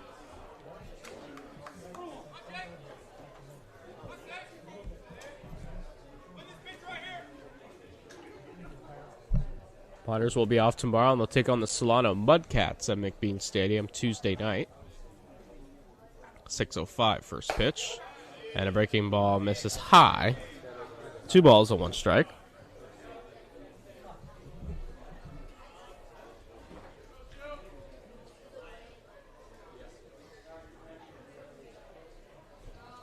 2-1 pitch on the way.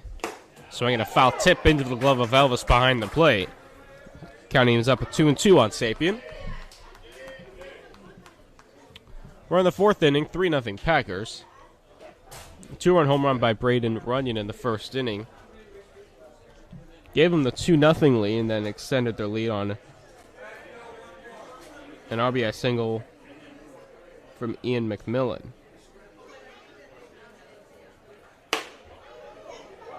Pitch outside. 3-2 the count now.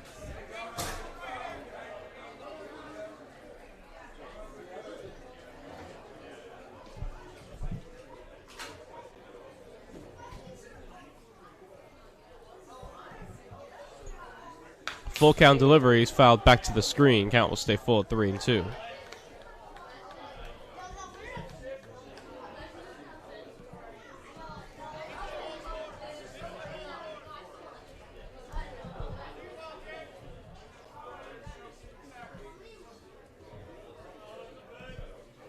Three ball, 2 strike pitch is fouled away. And will stay there.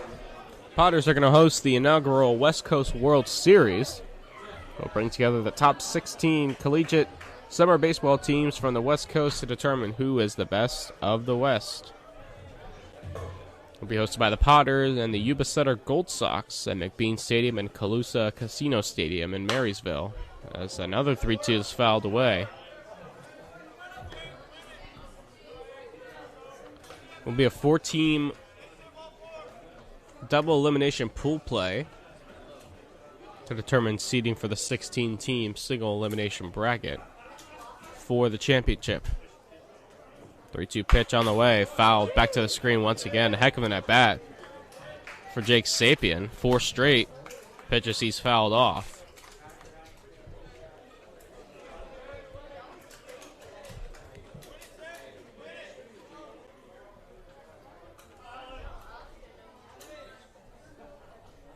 Three-two pitch once again. That misses high, ball 4. Heck of an at-bat for Jake Sapien. He works a walk in that 10-pitch at-bat. And then I'll bring up Quentin Hall.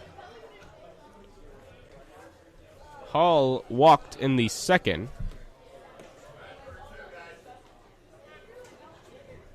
That was the end of 7 straight retired by Amorato with the walk to Sapien.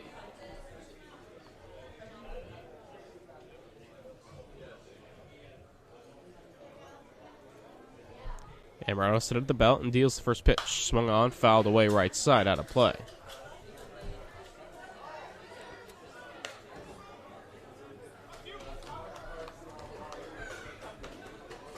So August 7th through 13th will be that West Coast World Series. And the Packers will be there, as well the Potters. 0-1. On the outside corner for a called strike. 0-2 the count now, and I think Elvis was going to try and throw over to first, but to be honest with you, I think he was shocked that pitch was called a strike. Pitch was, by my view, a couple pitches out, a couple inches off the plate. The Packers will take it. 0-2 count. And a swing and a miss, strike 3. Hall down on strikes. 2 retired in this 4th inning, and that'll bring up Drew Stahl. Now by the University of Minnesota, second baseman number 10, Drew Stahl.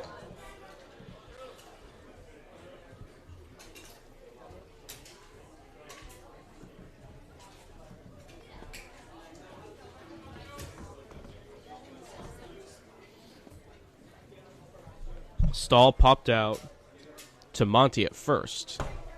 In his first at bat, and he takes low and inside for ball 1.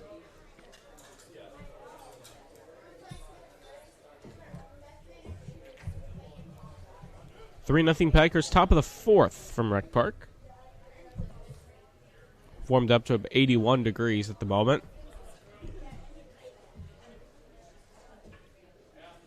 And the pitch on the way, check swing. And no swing, apparently. 2-0 the count now.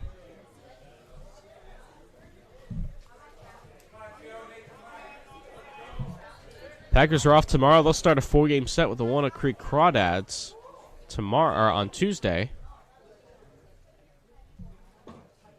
2-0 pitch right down the middle, strike 1 called, and Stahl can't believe it. Not sure why. Looked pretty good from here. He takes a little bit of a walk. Now the home plate umpire shaking his head back at Stahl. But counts 2-1. Swinging a foul back to the screen. Count goes to 2-2. And Stahl's defense, the strike zone has been a little bit sporadic throughout the afternoon so far. And that's gone on for both teams. Let's see what comes here. 2-2. In the dirt, Elvis keeps it in front of him. Check swing. Did he go? No, he did not. So count will run full. That'll start Sapien from first. 3-2 out.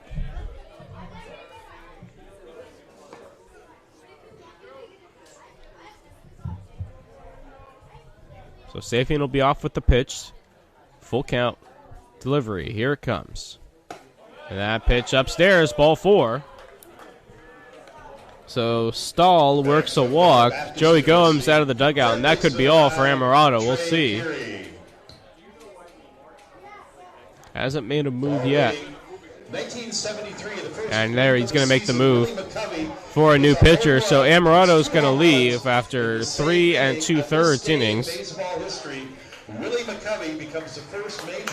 allowing just 1 hit, but walked 4. So he will leave. We'll tell you who the new pitcher is right after this here on the Healdsburg Prune Packer Radio Network.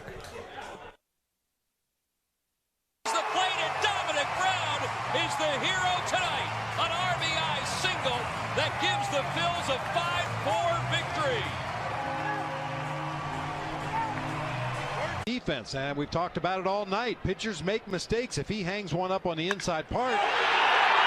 Goldie drives it to center field. That's a home run. Paul Goldschmidt has done it again, and the Diamondbacks have their 5th walk-off win of the year. Everybody go home. Paul Goldschmidt is walking off his 17th home run and his 2nd walk-off home run this year. The Diamondbacks beat the Marlins.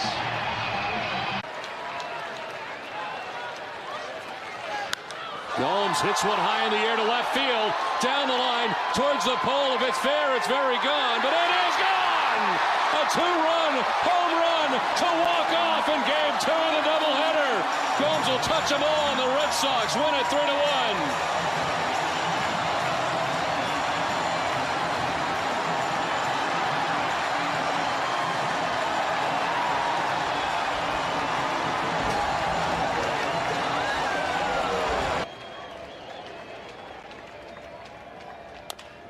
Tapper, and this is into center field. The Reds win.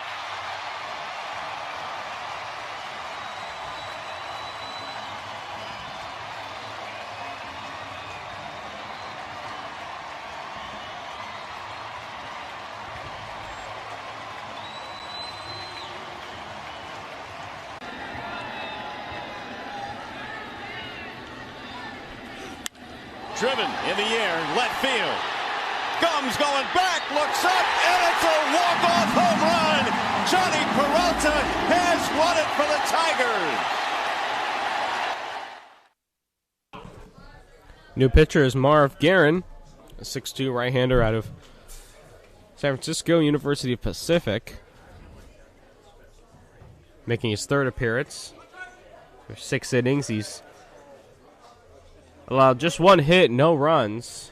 Struck out 12 to just 2 walks. Looking to get out of a jam here in the 4th. And his first pitch to Trey Furry is low for ball 1.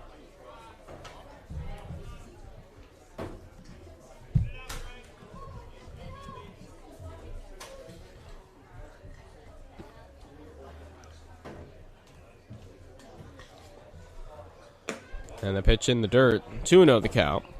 So, Amarado's still responsible for the 2 runners on base. But as of now, his line is 3 2/3, 1 hit, no runs, 3 walks, 5 strikeouts. The 2-0 pitch in there for a called strike. 2-1.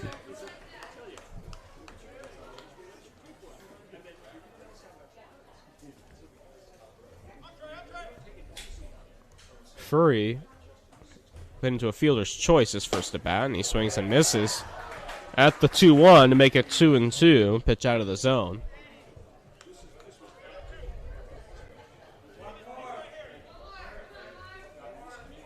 Guerin a strike away from getting out of danger. Now the pitch. Swung on, fouled away right side, out of play. We'll stay at 2-2.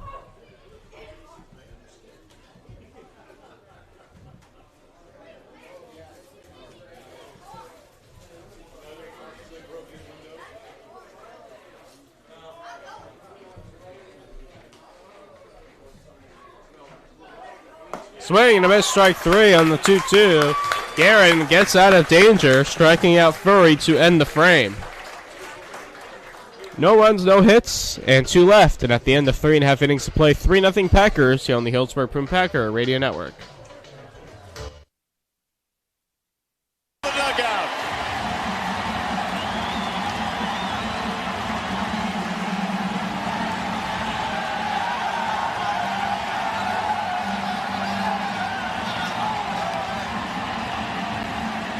The batter, he's 0 for 4. Infield in. High drive. Forget about that. This game is over. A 3-run homer. Carlos Pena. And the pinch runner Josh Fields scores his first major league run as Carlos Pena takes a tour on a 3-run homer to win this ball game in the 10th. 7-4 Houston. Second walk-off win by the Astros at home this season. And Pena gets home run number 8. Ball on this strike. Base hit. The Blue Jays will win it. Rajay Davis for a second time this year. A walk-off base hit.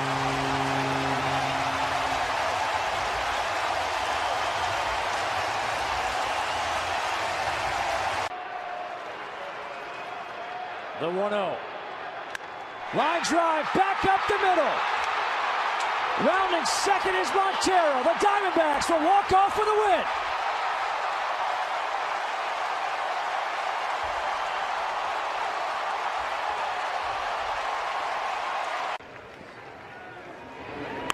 In the air to left field. Going back on it. It is gone! Kevin Franzen sends everybody home with an 8-7 victory here in the bottom of the 9th inning. How about that? And that baby was way out. Way.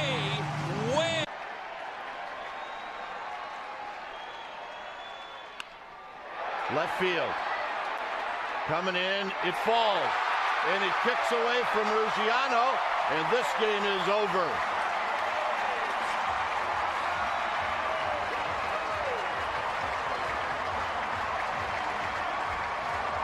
So the Giants. First and third.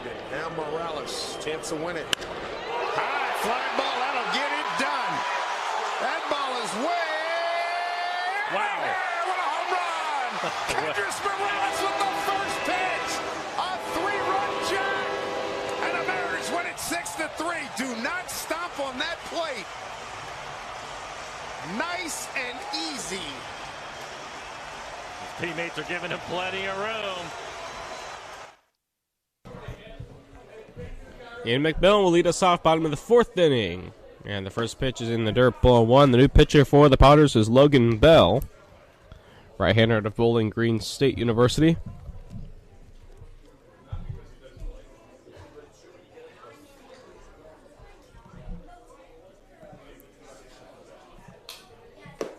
And another pitch in the dirt, 2-0 the count.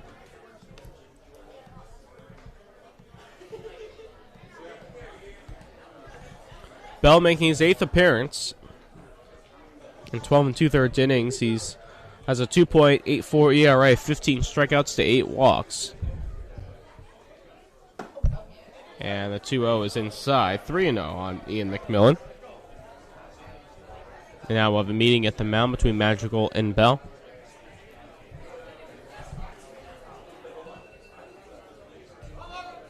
Bell last pitched on Wednesday. Pitched 2 innings, allowed 4 runs. Only 2 of them were earned, allowing 4 hits, 3 walks, and struck out 2 batters in a 5-4 loss in the Mudcats.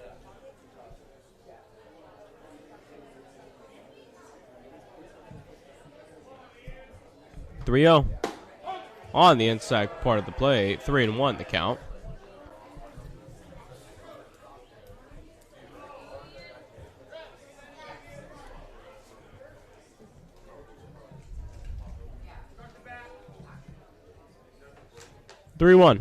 Inside, that got McMillan.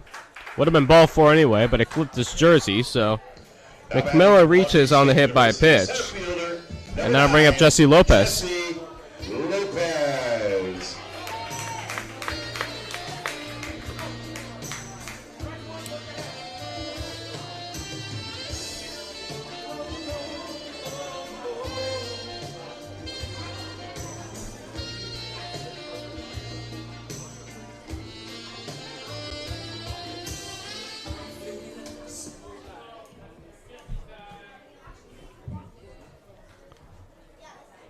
'Leadoff runner on for the Packers in the 4th. Pitch to Lopez in there for a called strike. Lopez 1 for 1. Singleton scored in the 1st, was hit by a pitch in the 2nd, and was left stranded.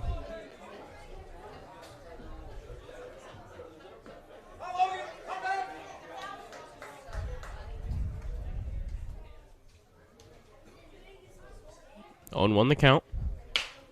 Hit on the ground to 3rd. Furry going to go to 2nd for 1 on to 1st. 2, a double play. Very nicely turned by the Lincoln Potters. 5-4-3 to double up Lopez. And that'll bring up Braden Runyon, who's 1 for 2.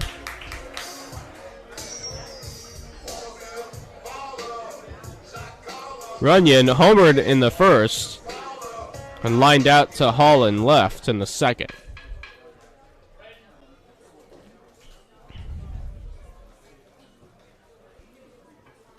Pitch fouled back to the screen. 0-1 on Runyon. 2 outs here in the 4th. 3-0 Packers.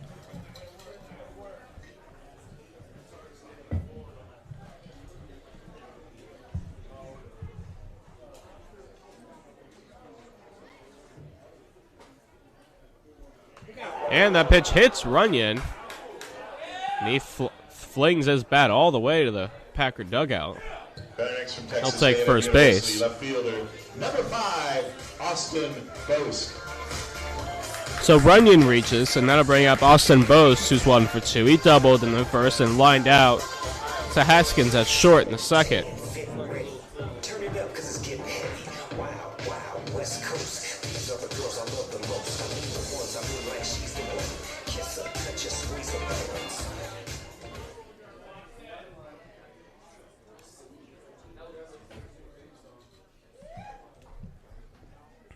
And the pitch in the dirt, Madrigal able to keep it in front. 1 ball and no strikes on Boast.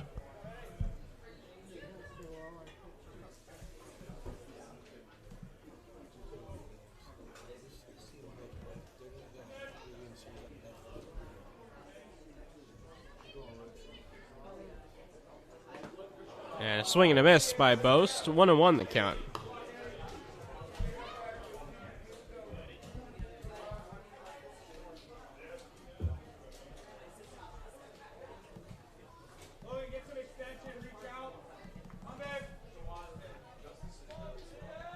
1 on, 2 out. 1-1 pitch on the way in the dirt. Count goes to 2-1.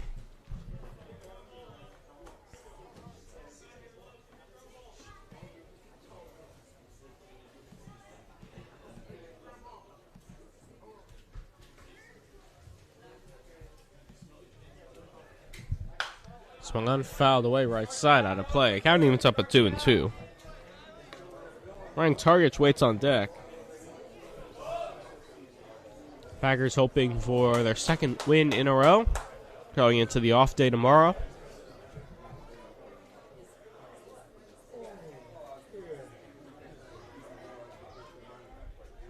And Bell will step off and ask for a new set of signs.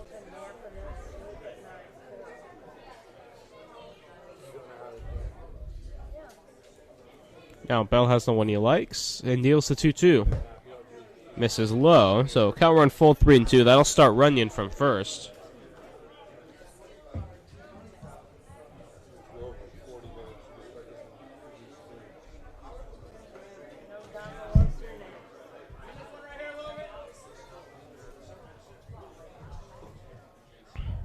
Bell sets, checks Runyon at first, and Runyon goes, and the pitch is in the dirt, ball 4, both walks. Second time he's reached base this afternoon, and that'll bring up Targich. Second base number 16, Ryan Targich.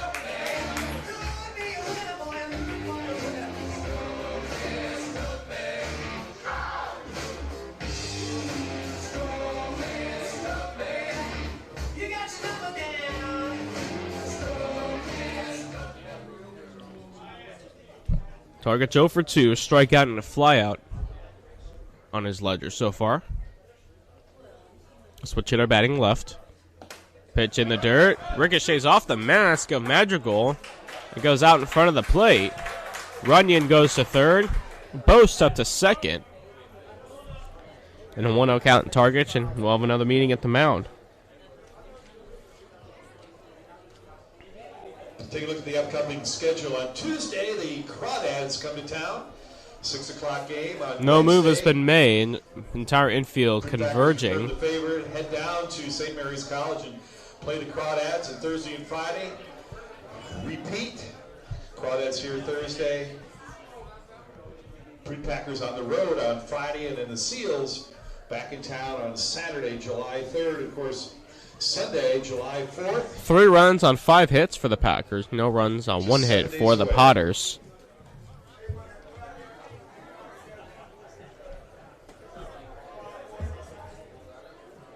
Packers haven't got a base hit since Schussler's double in the second.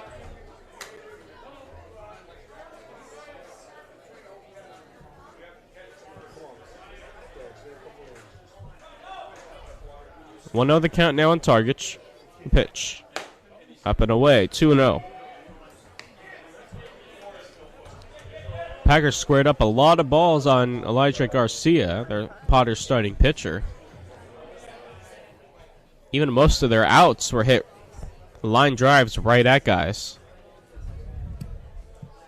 2-0. And the pitch right there, cold strike 1, 2-1 on Targich.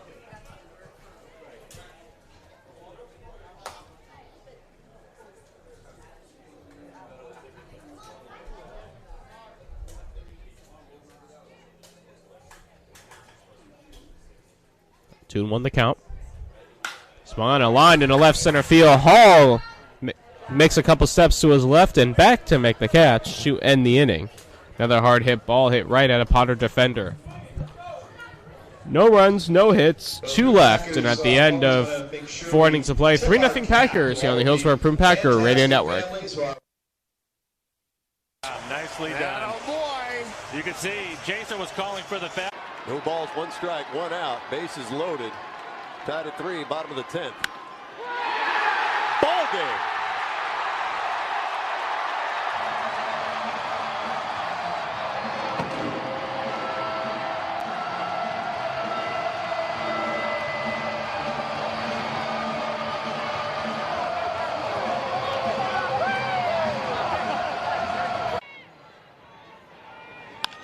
And there's Here's a shot. Base hit! Yes! Yes! Cabbage scores and the Sox win it 5-4. Mercy!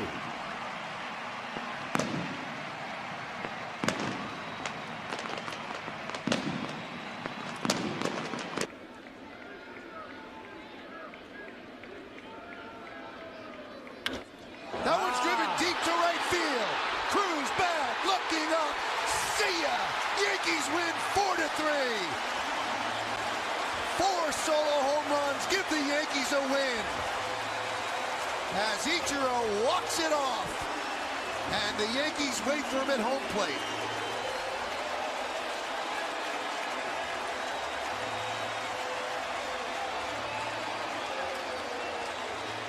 Throwing arm, so does B.J. Upton in center. Into left field, base hit. David Lowe is around third. Well, they call it a walk-off, but it is a run on the field. And body slam Alex Gordon win for the Royals. All the way out to right field. Hayward had to run around the...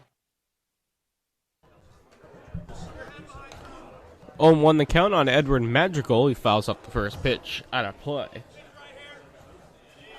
Top of the 5th inning now, 3-0 Packers. Marv Guerin back out on the mound. And the 0-1 is in the dirt, picked by Elvis.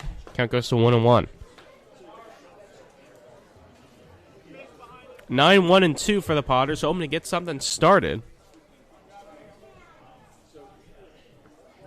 Madrigal swings and misses. Nice pitch from Guerin off speed. Count goes to 1-2.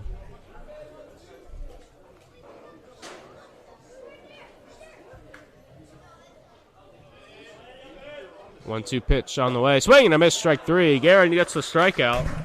Madrigal down on strikes for the second time today, and that'll bring up Trevor Haskins.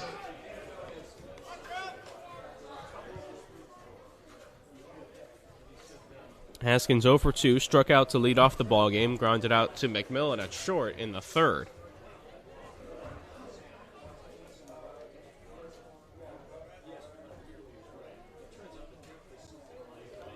And the pitch in there for a called strike, 0-1.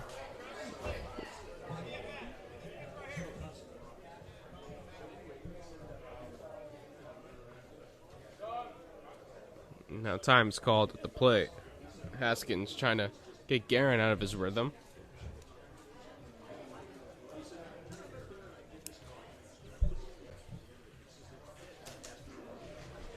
Oh, 1 pitch inside.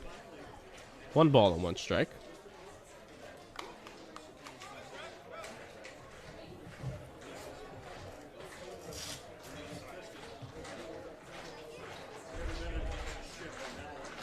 And the 1-1 pitch on the way. Swung on and hit in the air right side. Foul and out of play. Count goes 1-2.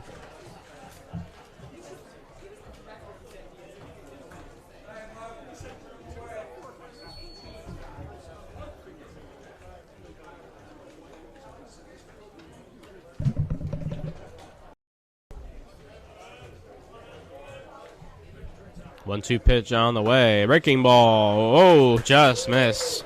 Outside. Beautiful pitch from Guerin. Just missed the zone. 2 balls, 2 strikes, 1 out. 3-0 Packers, top of the 5th. The pitch. And an off-speed pitch. That one just missed as well. Looks like maybe just missed above the zone. So now the count runs full, 3-2.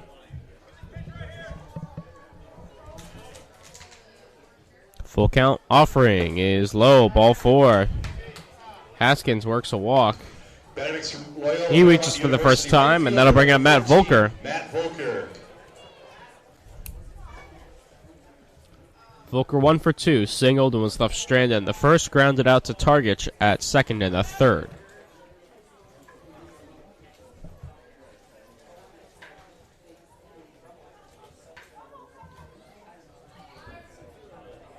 Guerin sets at the belt and deals the first pitch to Volker, which is swung on and fouled away. Out of play. 0-1 the count.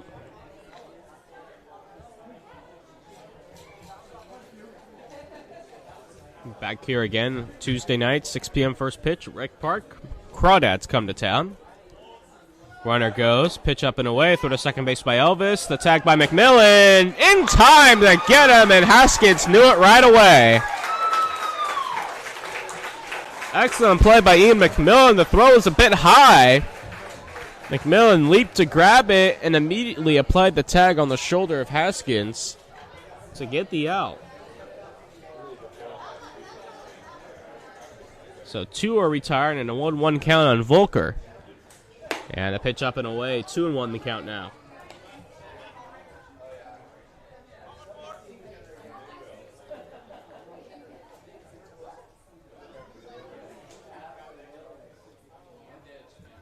Two-one pitch on the outside corner. Strike 2, 2-2 the count now.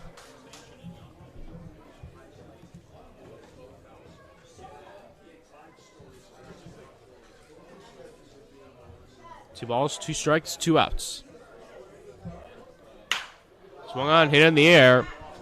Right center field. That's going to dunk in for a base hit. Lopez Fields gets it in. So Volker has his second hit of the afternoon. And that'll bring up Garrett Forster.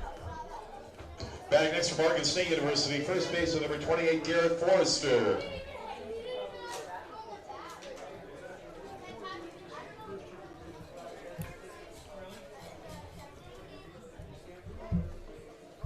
Forster struck out looking in his last at bat. That was in the third. Walked in the first and was left stranded. Takes pitch low for ball 1.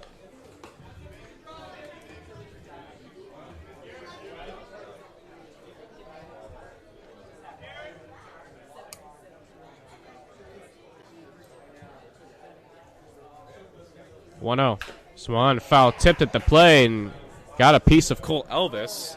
He is shaken up. And it may have got him where it hurts the most.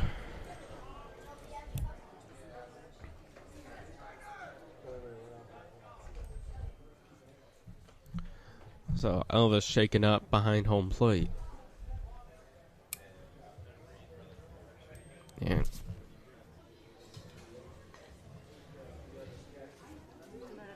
Packer trainer will come out and have a look at Elvis.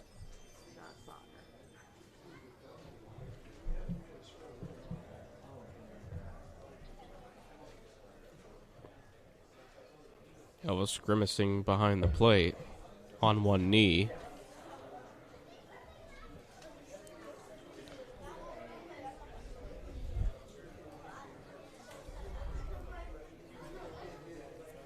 Trying to stay up, having a hard time doing so at the moment.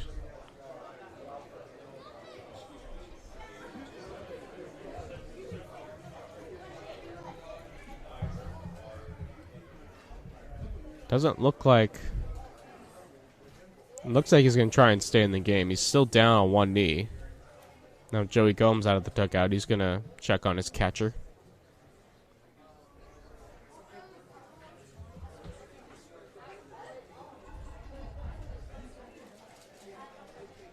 Elvis now standing up on both feet now. Hunched down. Trainer and manager Joey Gomes and the home plate umpire all converging around home plate, as well as Marv Guerin, the pitcher. Elvis going to try and walk it out now.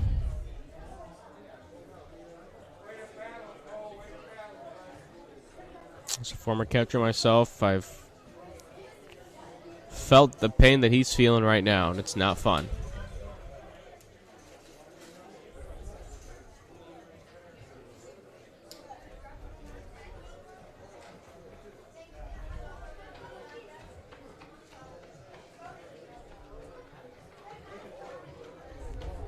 And Potter's base coaches are now on just in front of their dugout, talking with Forster and manager Ryan Stevens.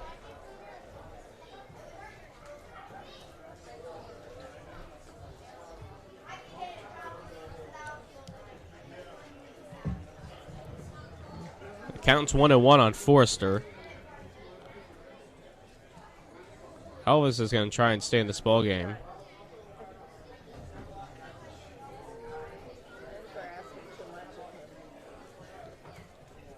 You know he does not want to come out.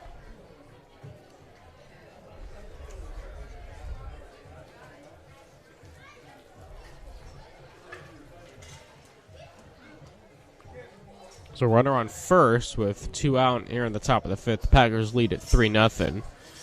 And we'll take a quick break and see if Elvis can gain enough strength to stay in this ball game right after this on the Healdsburg Prune Packer Radio Network. Looking for a fly ball, base hit, 3-2 pitch. Base hit up the middle, ball game. Mike Zunino with a game winner. And the Mariners take it 5-4, coming from behind to beat the Chicago Cubs. Took a couple of the veterans to get him back in the game. Big base hits by Morales and Ibanez to tie the score up. And then it's the young guy, Mike Zunino. Good at bat, patient at bat, ends up getting a base hit back up the middle to win it. Ready to go on contact. Base hit up the middle. Rutledge rounds third. He's going to score. And the Rockies win it a walk-off. The kid third baseman comes through again. Oh, does he love the opportunity to be a big-time player. How nice to steal the base by Rutledge, and then the youngster who had gone 0 for 3. Fastball hit into right field, base hit. Here comes Hanley. Here comes Delman Young's throw. He's in there. And the Dodgers win it 4-3.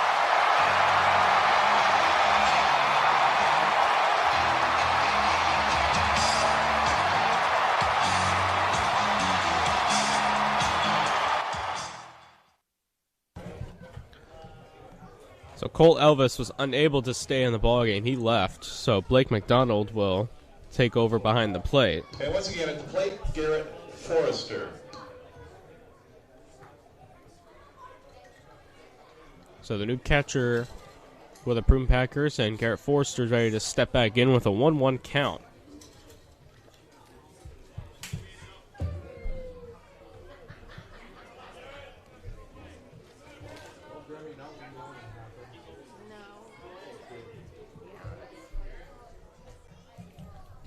So now the 1-1 pitch to Forrester is swung on a line down the left field line. Foul. Count will go to 1-2 now.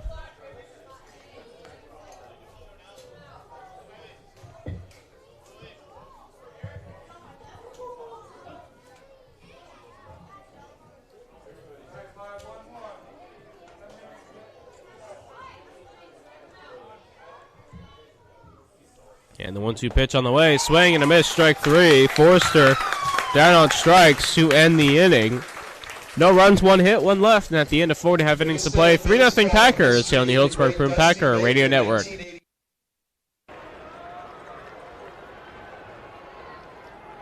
to Escobar. Center field. Jackson. Big try gets over his head. And the Rays win the ball game.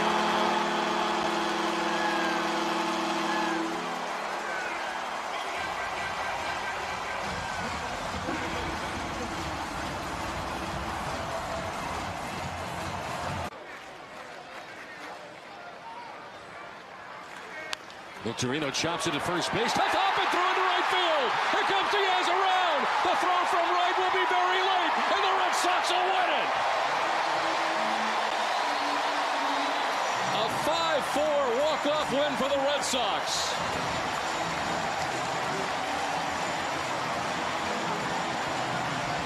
Lead off the inning, and he fell behind Ozuna. The 1-0 to left and deep. This game is over. Ball game. Walk off. Grand slam. Jeff Mathis.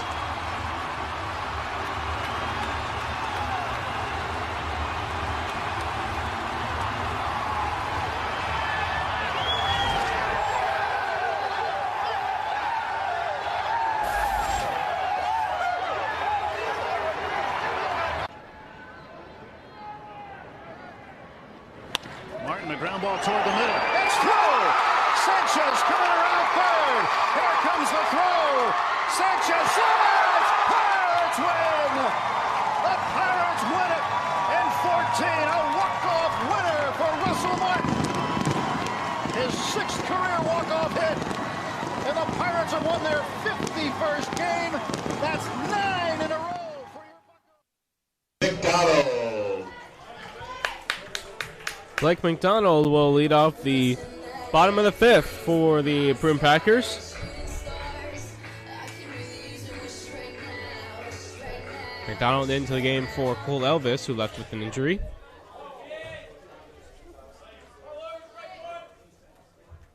And the first pitch to McDonald is low for ball 1.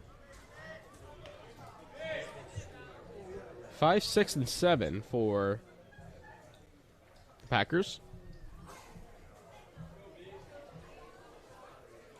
And the 1-0 pitch on the way. Low again. 2-0 the count.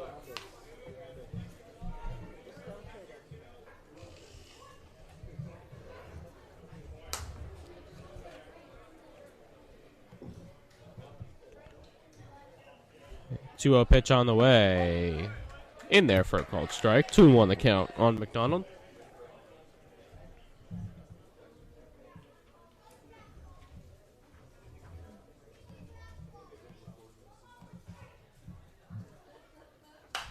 Pitch fouled away right side out of play.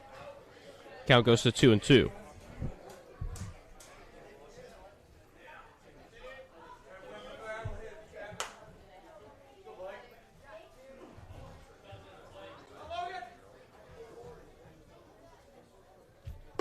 And the 2-2 is low, so count run full 3-2 on McDonald.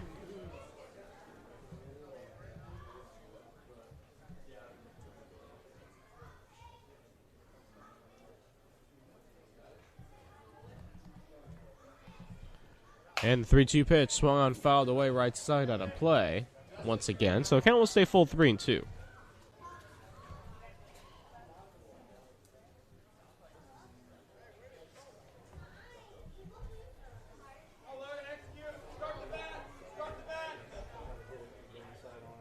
Three-two pitch once again in the dirt, ball 4. So McDonald walks. And that'll bring up Torrin Montgomery.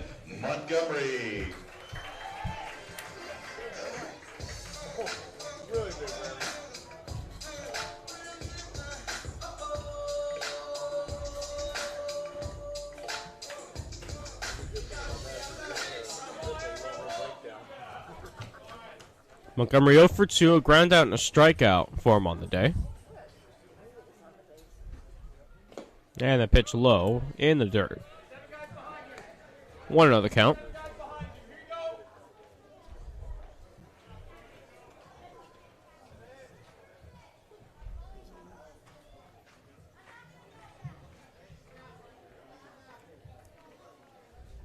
Another count. The pitch. Swung on, hit in the air, down the right field line. It'll drift foul and out of play. Count even up at 1-1 on Montgomery.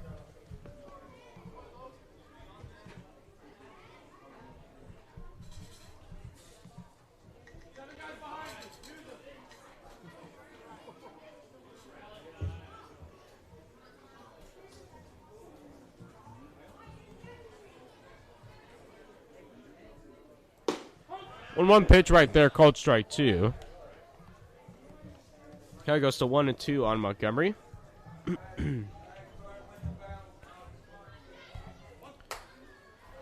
Top of the 4th from Vanden High School, 6-1 Crawdads over the Solano Mudcats. 1-2 pitch on the way, swung on and lined to second. Stahl will field it on a hop. He'll throw to first in time to get Montgomery. Moving to second is McDonald. So Montgomery's 0 for 3, and then I'll bring up Kimball Schuessler.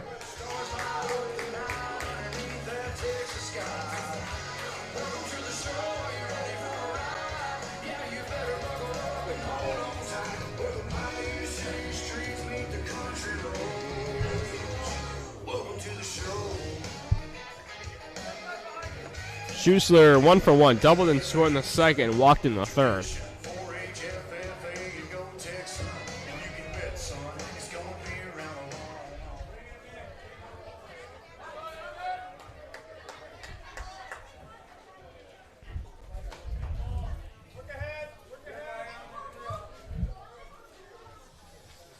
And the first pitch on the way.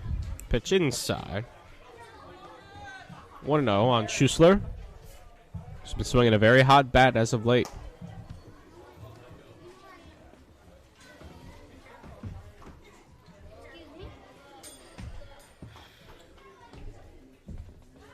Now Bell will step off, ask for a new set of signs.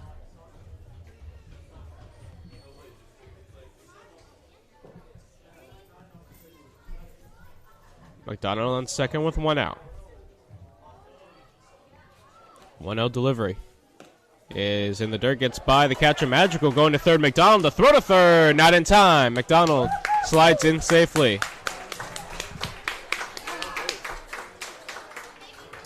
This count goes 2-0 on Schussler with 1 out.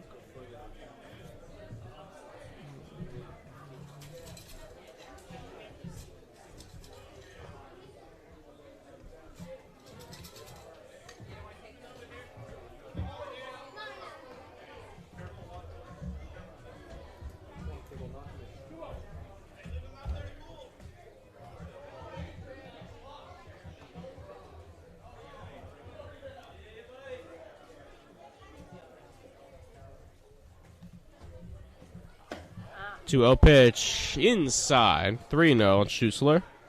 Seth Nager waits on deck.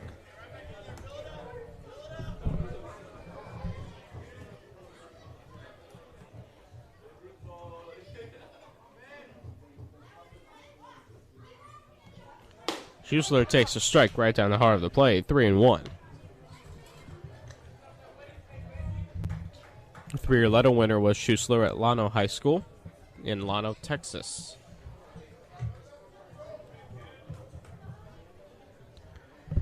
Schussler playing his ball at Texas A&M.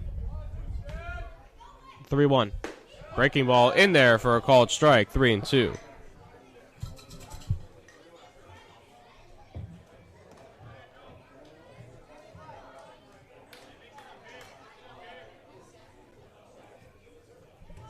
Three balls, 2 strikes, 1 out.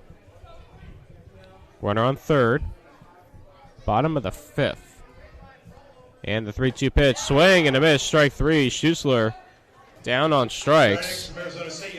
And then it'll bring up Seth Nager. Seth Nager.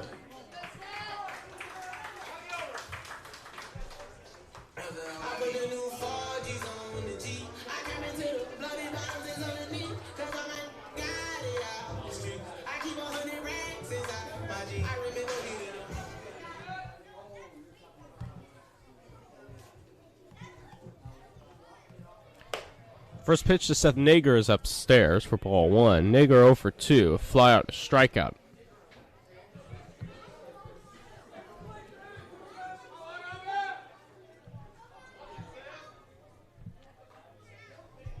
One-zero pitch on the way. Check swing. He went around.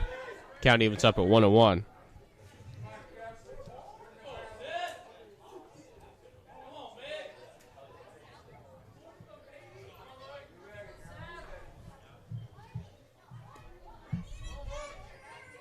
One pitch on the way. Lined up the middle into center field for a base hit. Scoring is McDonald.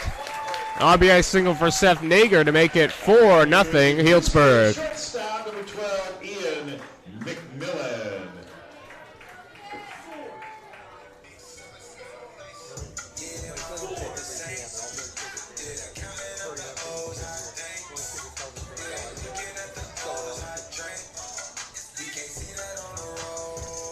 McMillan 1 for 1, singled in the second, was hit by a pitch in the 4th.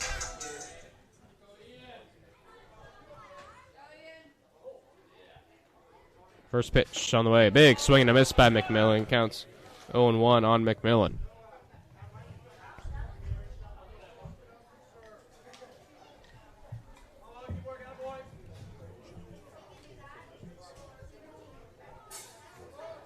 Bell set at the belt, deals the 0-1. Swung on, hit in the air, right center field, dropping, and it's coming in to make the catches. Jeffrey David in center field to make the play. And the inning is over. 1 run, 1 hit, 1 left. And at the end of 5 innings of play, 4-0 Packers here on the Healdsburg Prune Packer Radio Network. Bregman would like to get him to scamper home. 2 on, 2 out, 10th inning. That's in the air to left. Here pressure. Throw by Ethier. Astros win it in 10.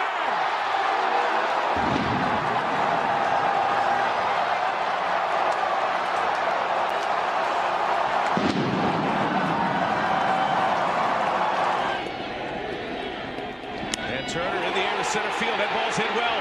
Martinez on the run. This is way back, and it is gone. It is a walk-off home run for Justin Turner. The Dodgers are up 2-0, and they are going crazy.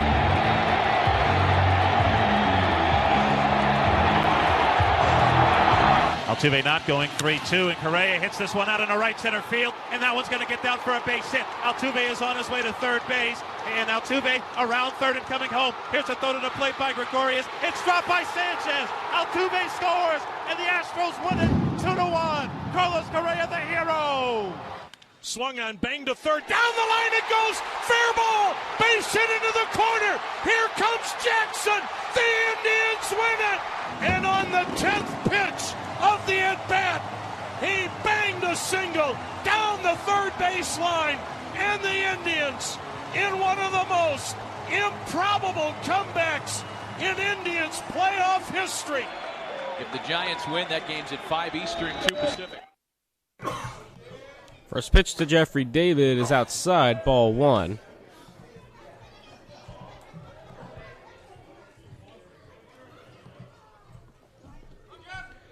4, 5, and 6 for the Potters in this top of the 6th inning. They trail 4-0, and Davis swings and misses at a pitch in the dirt to even the count at 1-1. David 0 for 2, flew out to Nager in right in the 4th and struck out in the 1st.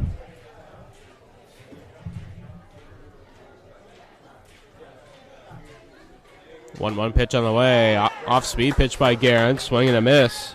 2-2 on David.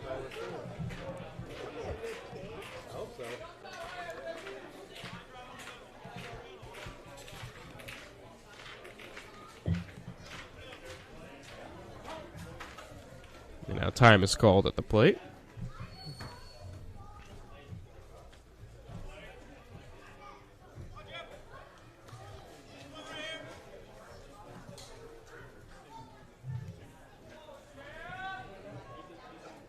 And the 1-2 pitch inside.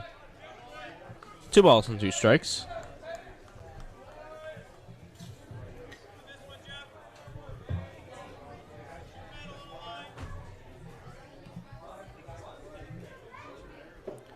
And the pitch outside goes all the way to the backstop. So count will go full 3-2 on Jeffrey David.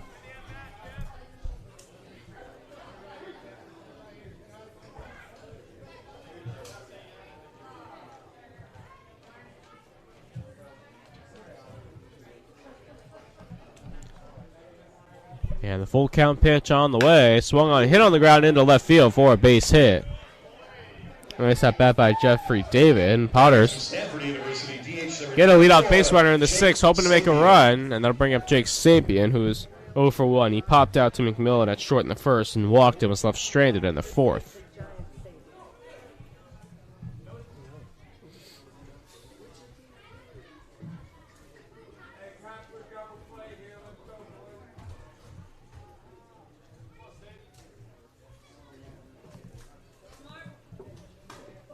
First pitch is a strike to Sapien. 0-1 the count.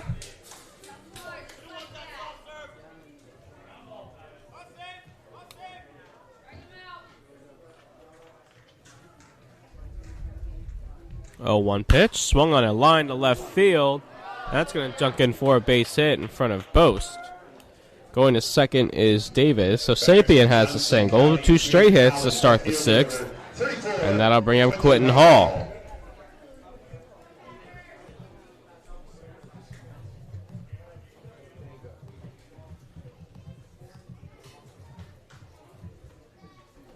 Hall leads the Potters in RBIs by far. Lincoln hopes to get on the board, and we'll have a meeting at the mound. See if Gomes is going to make a move. Looks like there's a bit of confusion as to whether someone needed to warm up or not.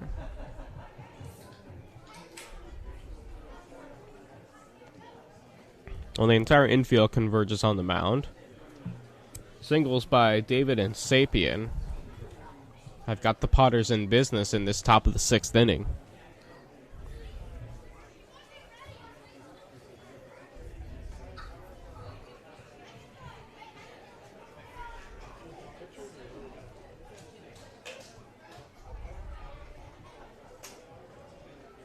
Home plate umpire will take a walk on out to the mound and break up the meeting at the mound, which has now just ended. Players retreat back to their positions. Gomes back to the dugout, and the runners back to the bases. And the batter, Quentin Hall, will step up to the plate with a chance to get the Potters on the board. Hall at the plate.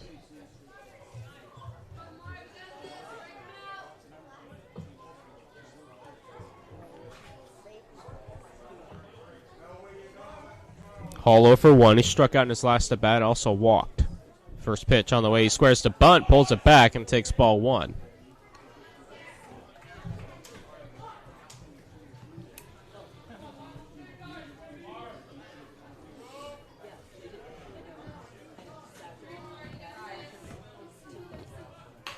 Hall squares the bunt, gets it down. It was a good one. Guerin off the mound to field, throw to first in time. Just in time to get Hall, but he does his job. Going to third, David. Going to second, Sapien. Second base, number 10, Drew Stahl.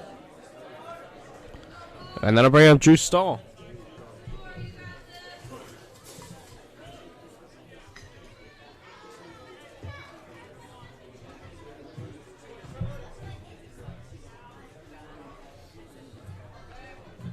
Infield back with the Packers. They'll trade a run for an out.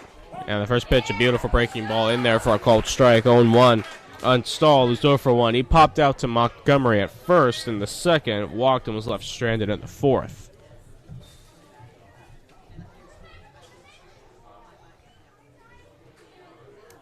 And another breaking ball drifts outside this time. 1 ball and 1 strike.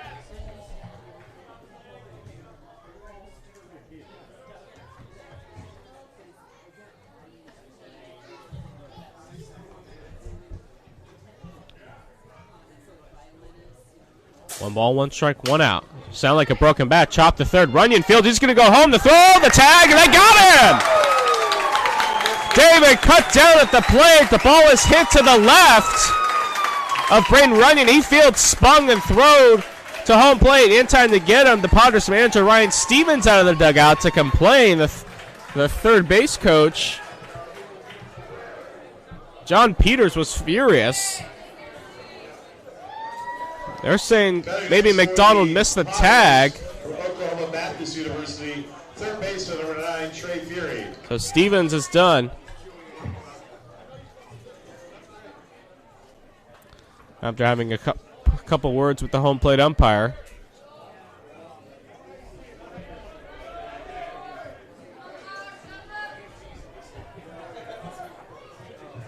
So 2 are retired. Potter's still off the scoreboard. Stahl reaches on the fielder's choice. That's 5-2.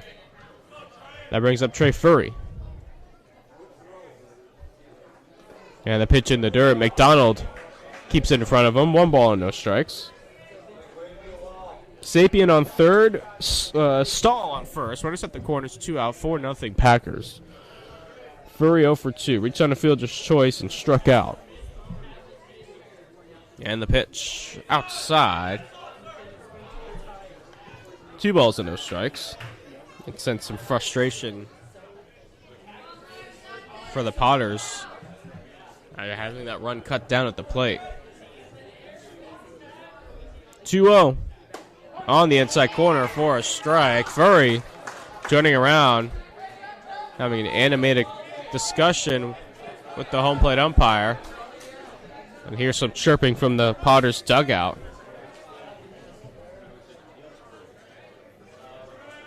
A 2-1 the count. The pitch. Check swing. They're going to say he won around. 2-2 the count.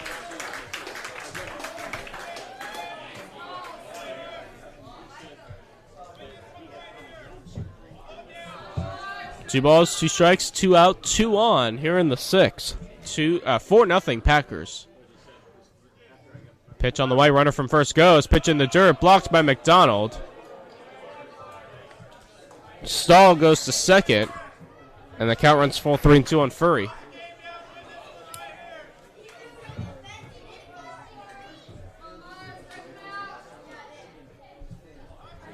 Base hit likely scores 2 for Lincoln.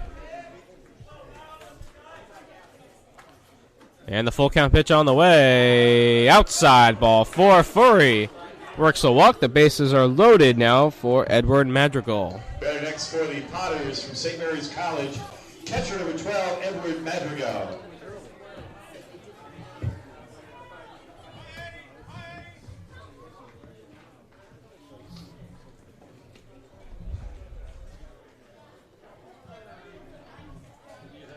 Madrigal 0 for 2, a pair of strikeouts. Pitch, a big swing and a miss to 0-1 the count on Madrigal, the left-handed hitter.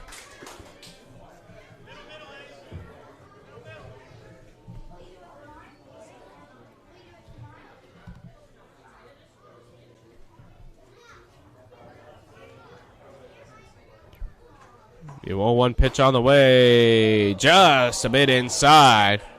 Count evens up at 1-1. Marv Guerin asking where that missed on the mound. Home umpire says just a bit inside. Evens count at 1-1. Bases are loaded. 2 out here in the 6th. Swing and a miss. Strike 2. A good off-speed pitch from Guerin. And the count's 1-2.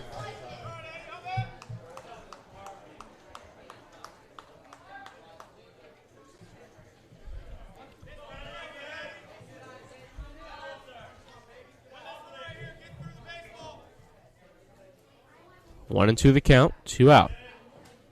Pitch on the way. Miss just a bit low. 2-2. Wow.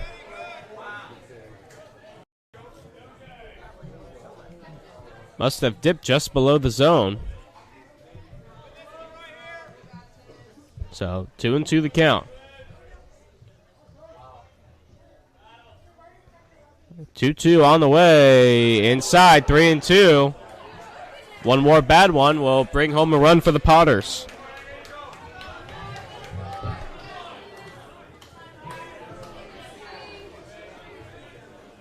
So that'll start the merry-go-round. Sapien from third, Stahl from second, Furry from first. 3 balls, 2 strikes, 2 outs. 4-0 Packers, top of the 6th. The full count pitch on the way. Swing and a miss! He struck him out to end the inning. Madrigal strikes out for the 3rd time today. And Guerin gets out of danger. So no runs, 1 hit, and 3 left. And at the end of 5.5 innings to play, 4-0 Packers on the Healdsburg Prune Packer Radio Network.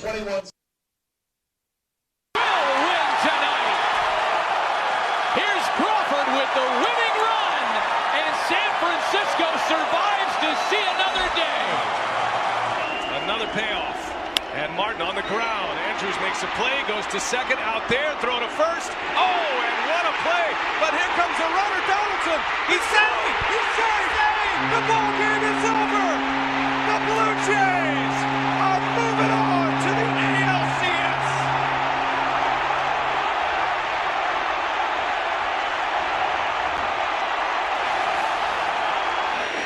Even though they've turned a lot of double plays.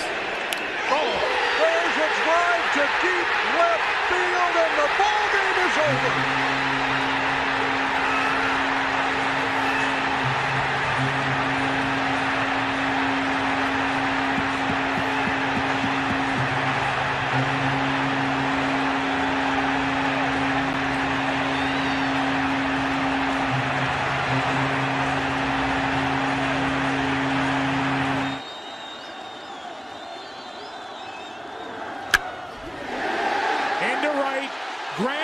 Back.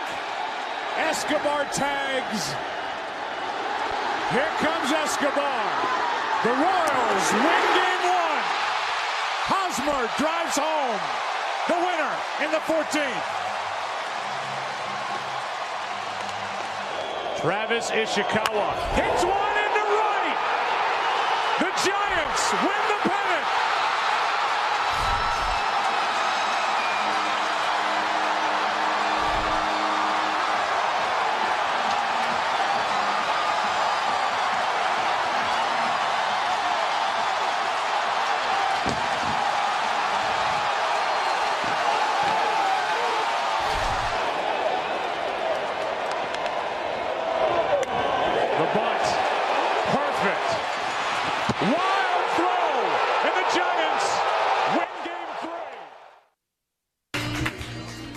Jesse Lopez will lead things off, bottom of the 6th. From Rec Park, 4-0 Packers.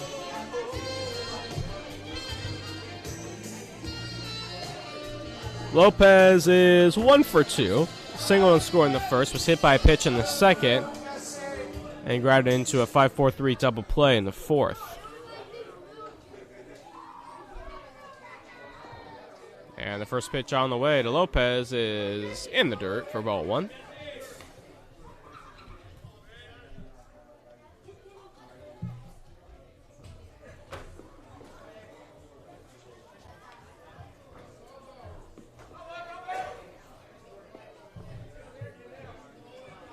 A 1-0 pitch coming. Here it is. And a breaking ball in there for a called strike. 1-1 on Lopez.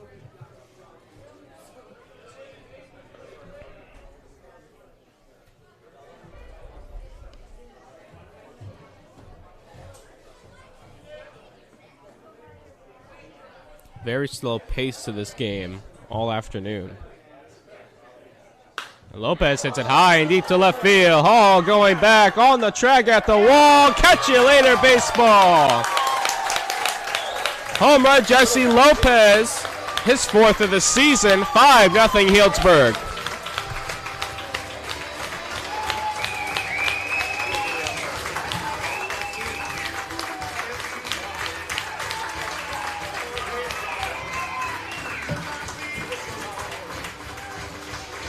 Texas Tech, third base with the right team, Braden Runyon.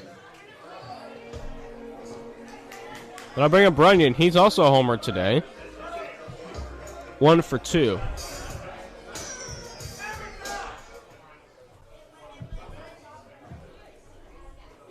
And the first pitch on the way. Big swing and a miss by Runyon.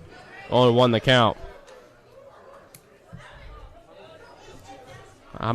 How much of a gut punch is that to Lincoln? You get the bases loaded, you get a guy thrown out at the plate, and you don't score, and then first batter of the next inning, it's a home run. And now Runyon lines one into right center field. It's falling fast, but Volker is in to make the catch. 4 out, number 1.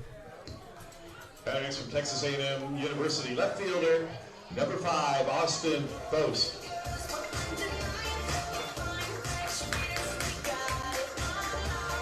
So I bring up Boston Boast.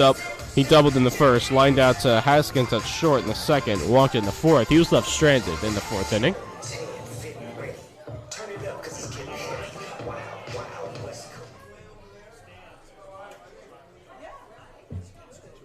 And the first pitch to Boast is in there for a called strike, 0-1.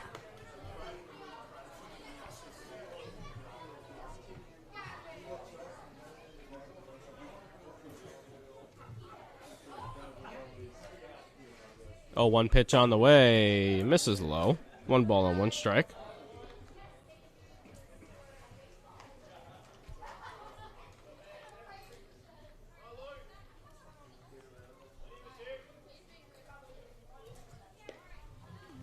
Pitch is lined into left field. It's going to get down for a base hit and go all the way to the wall. Boast thought about going for 2. He now holds. And the throw went over the head of the second baseman Stahl. Forrester backing up at first. So Boast with a long single. And then I'll bring up Ryan Targich, who's 0 for 3.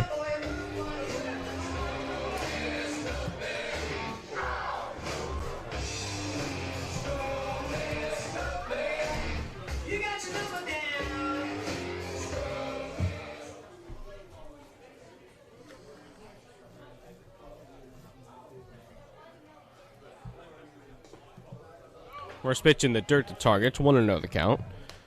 Pair of flyouts and a strikeout on the ledger for Targich today. Switch hitter batting left-handed.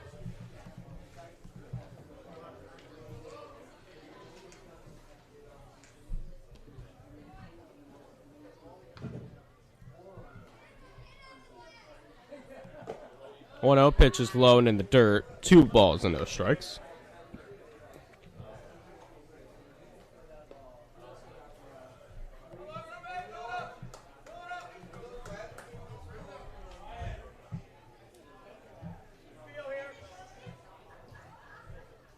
Two 0 pitch on the way.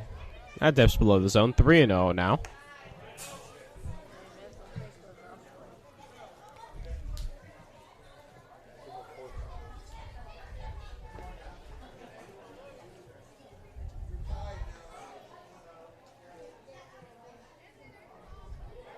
3-0 pitch coming. Outside ball 4. Targets walks on 4 straight pitches. 2-1 out for Blake McDonald. Next for the Prune Packers, catcher number 7, Blake McDonald. And now we'll have a meeting at the mound. Ryan Stevens out of the dugout. Looks like he's going to make a move. So that'll be it for Logan Bell. He'll leave with 2 runners on. That'll be his responsibility. I'll tell you who the new pitcher is right after this here on the Hillsborough Prune Packer Radio Network.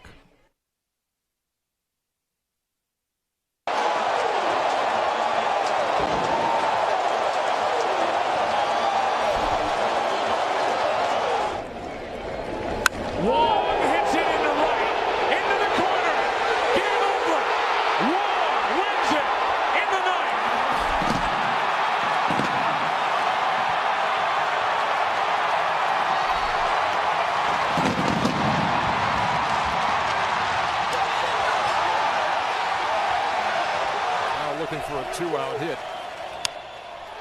Pass forward into left field. The Kansas City Royals are walking off into the ALDS.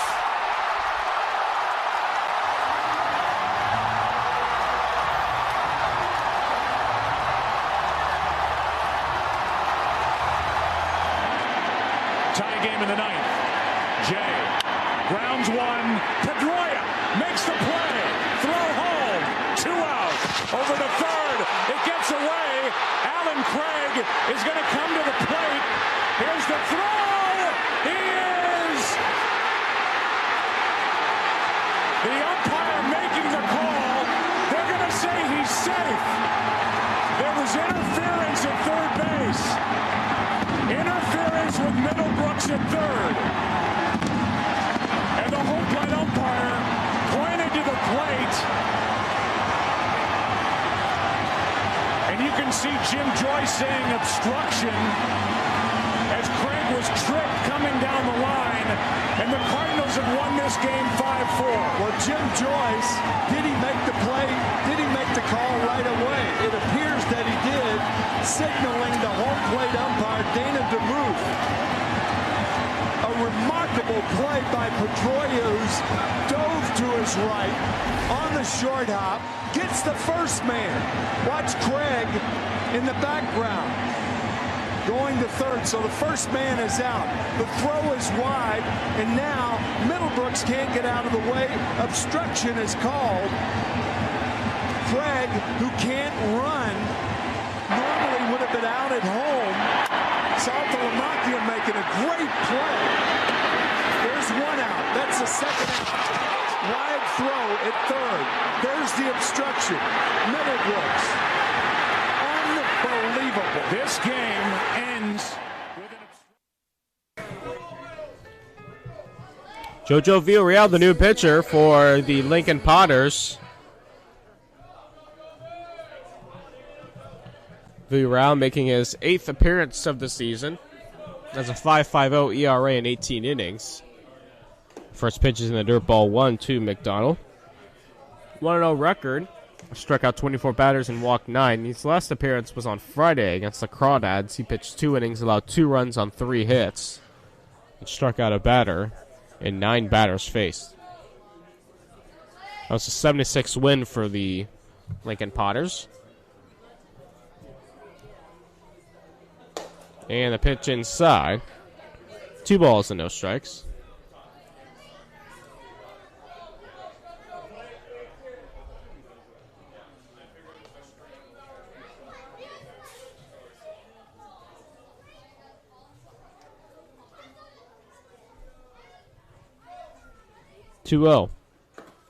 In the dirt, 3-0. McDonald thinks it's ball 4. Or maybe, did it hit him? I think there's some confusion. Batting next from University of Missouri, first baseman number 26, Prune. Okay, I guess it hit him. All right, it hit him. That's why he's going down to first. So the bases are loaded now for Torrin Montgomery. I think it got him in the knee or the shin on a bounce. That's why the confusion there at first. So now Villarreal's going to go from the windup. with Montgomery at the plate. Bases loaded, 1 out. And the pitch in there for a called strike, 0-1. Montgomery 0 for 3, a pair of groundouts and a strikeout.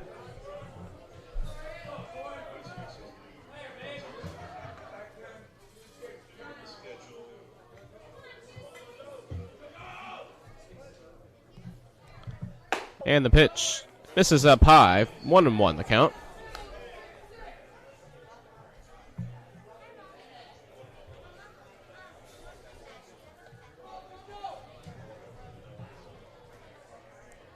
Rao, left-handed pitcher, winds and deals the 1-1 in the dirt. 2-1 the count.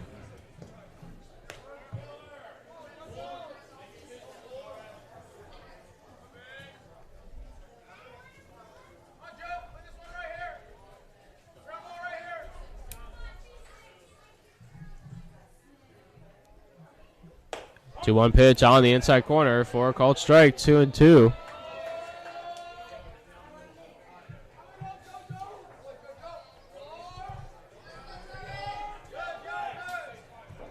Two balls, 2 strikes, 1 out. 5-0 Prune Packers, bottom of the 6th.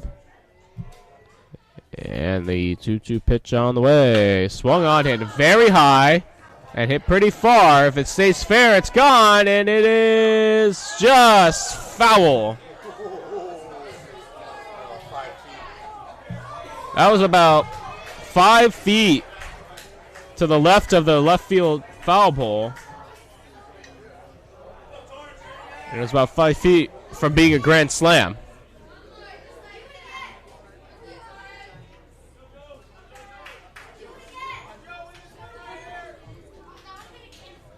So count goes or stays at 2-2.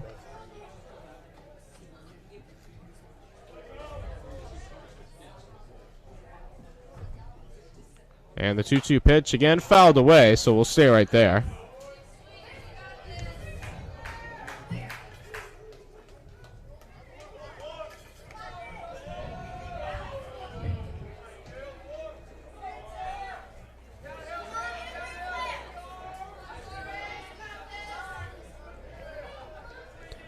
Two pitch once again on the way. Inside. Count runs full, 3-2. So one more bad one brings home a run.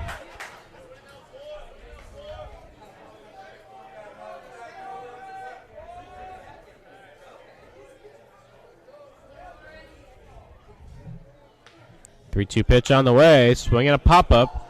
Right side. It'll drift out of play. And we'll do it once again.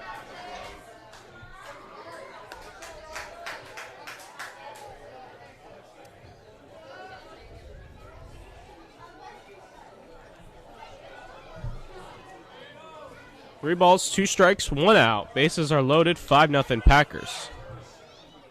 And the full count pitch on the way. On the outside corner, strike 3 called. Montgomery can't believe it.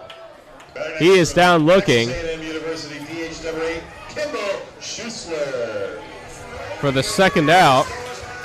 Second time he's gone down looking. And then I'll bring up Kimball Schuessler.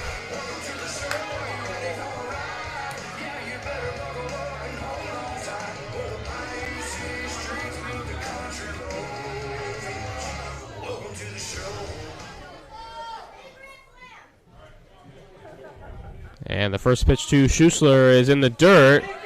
Stays in front of Madrigal, and Boast thought about coming home, has to retrieve back. Schuessler 1 for 2, doubled and scored in the second, walked in the third, struck out in the fifth.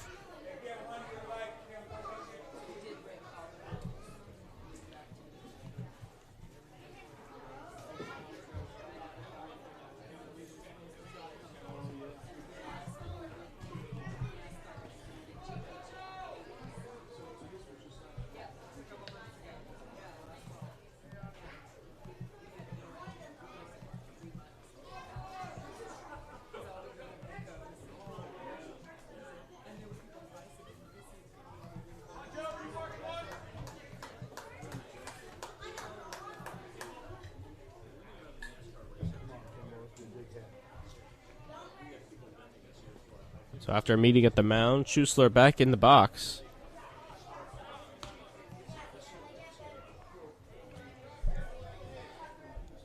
Bases are loaded, 2 are out. 5-0, the Packers lead.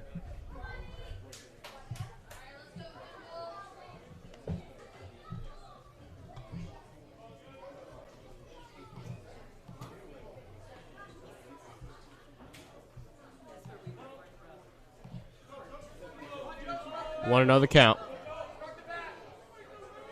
And the pitch on the way. Swing and a miss. Nice pitch dipping below the zone. 1-1 the count.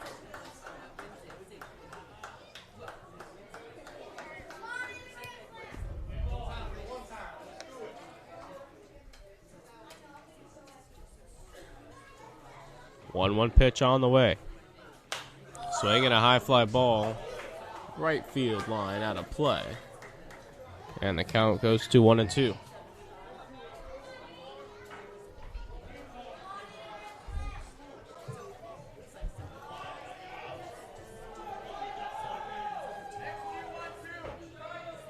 One ball, 2 strikes, 2 outs. Bases loaded. And the pitch. Swing and a broken bat. Slow roller, going to be a tough play. Furry Fields throws across the diamond. Over the head of the first baseman, Forrester, and out of play. Post will score, as will Targich. That's an E5 on Furry, and it's now 7-0 Healdsburg.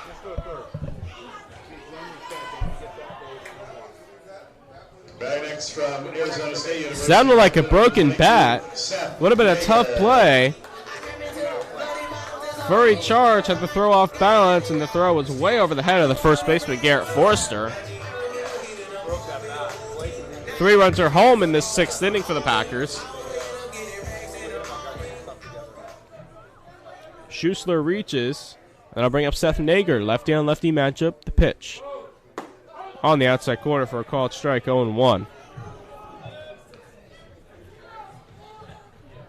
Schussler up to second, and McDonald up to third. The 0-1 pitch on the way. Outside corner again, strike 2 called.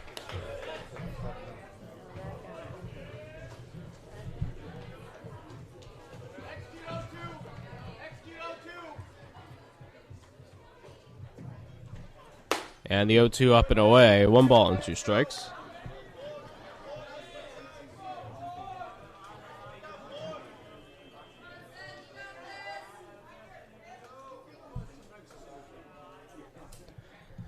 One ball, 2 strike count, the pitch.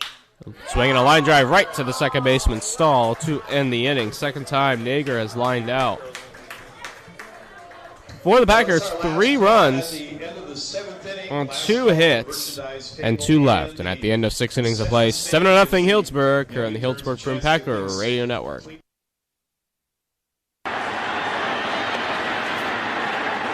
game ends 5-4 because of that right there. Behind on the count, 3-1. That's a base hit. Red Sox win it. This series tied at a game apiece.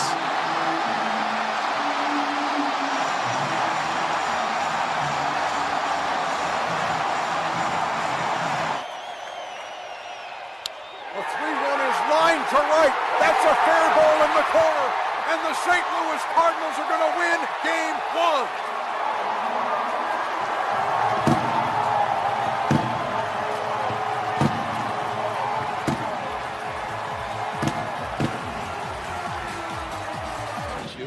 Is a strike-throwing machine. In the air, right center field.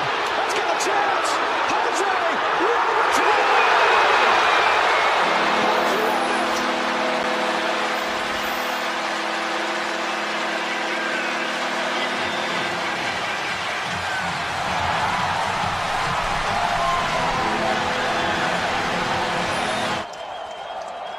Vogt lines it into left field, a base hit. Cespedes will score, and the Oakland A's walk off with Game 2 of the ALDS.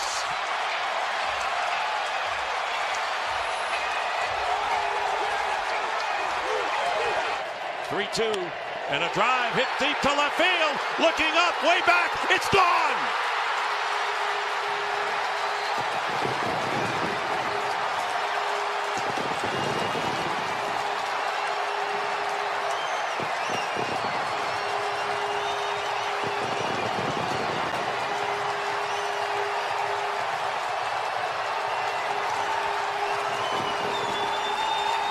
scoring position. That was third in the American League.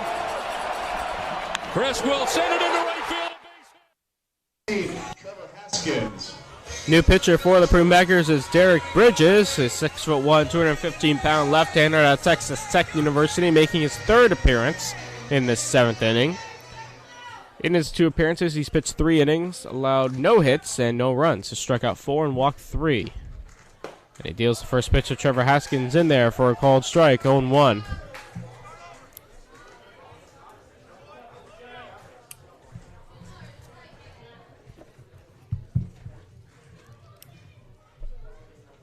And a big swing and a miss by Haskins, quickly 0-2. Haskins is 0 for 2, strikeout and a ground out and a walk.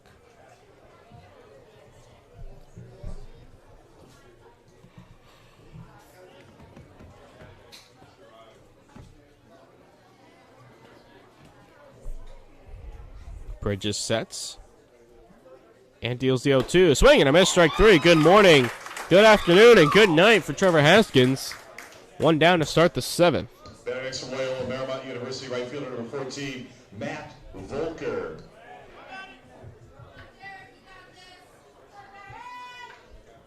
I'm bringing up Matt Volker. He's 2 for 3. A pair of singles on his ledger so far.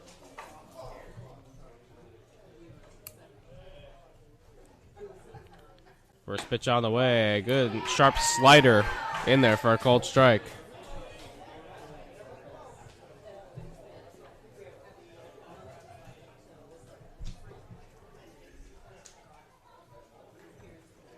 Another sharp slider in there. Called strike 2. Bridges with that a little bit of a 3/4 release. You can picture Chris Sale from the stretch. Doesn't quite go as far to the first base side of the rubber as Sale does, but it looks just like it as Volker singles up the middle for his 3rd hit of the game. Batting next from Oregon State University, first baseman number 28, Garrett Forrester.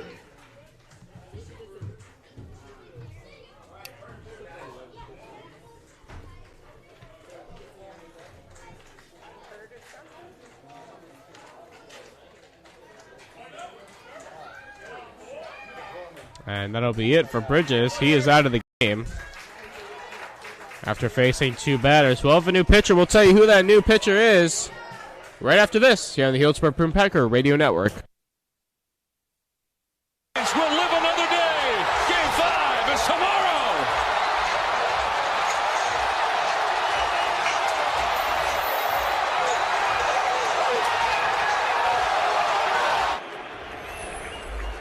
Since being in the bullpen. Did he do it again? He did!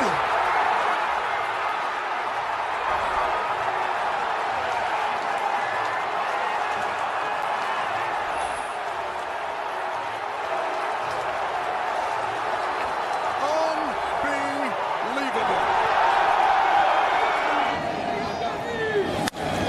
Swinging a high, deep drive, and that's going to win it for the Detroit Tigers. Infante comes in to score, and the Tigers are going to Oakland up 2-0.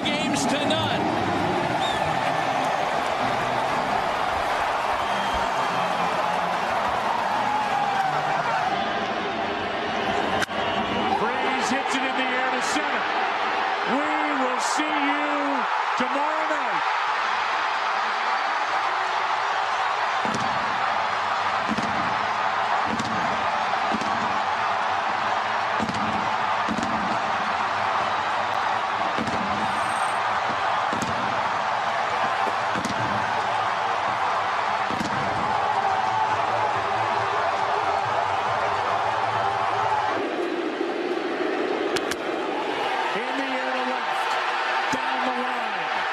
This ball ends it.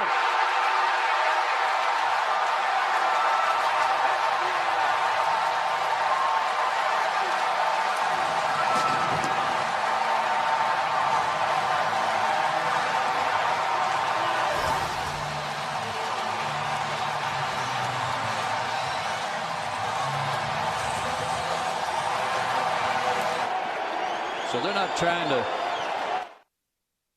New pitcher Rowan Fonsacker out of Oklahoma State University. 6'1", 200-pound right-hander, making his second appearance of the season.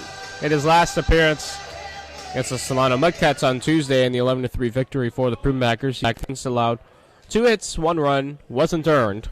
Struck out 1 and walked 1. He faces Garrett Forster here in the 7th, who misses inside for ball 1. Runner on first is Bridges' responsibility.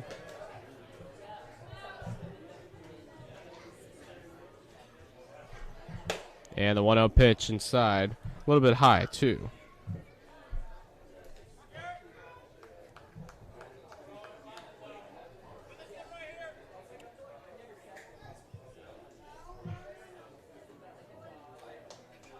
Two know the count, the pitch.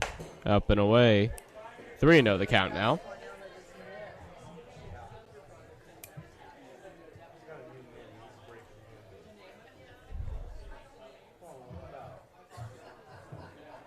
And the 3-0.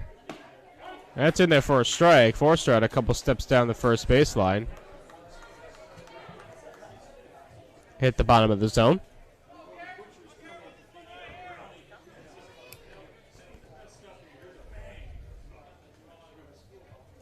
Three-one pitch. That's right down the middle. Strike 2. Forster again had a step or two down the first baseline. And now the count's 3-2.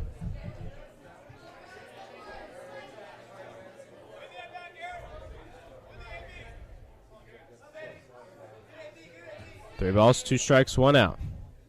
The pitch. And that misses somewhere. Ball 4. Now batting from Dallas. I don't know where that missed. I guess high. Jeffrey David. So 1 out, runners on first and second for Jeffrey David.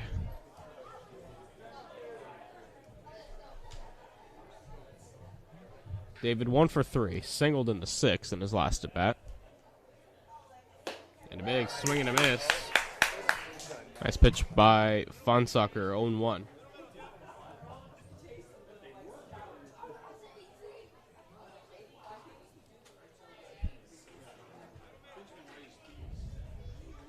No balls, 1 strike, 1 out, 2 on. Pitch on the outside corner for a called strike, 0-2.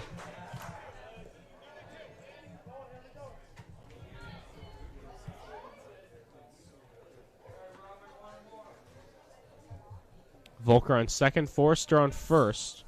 7-0, the Packers lead in the 7th.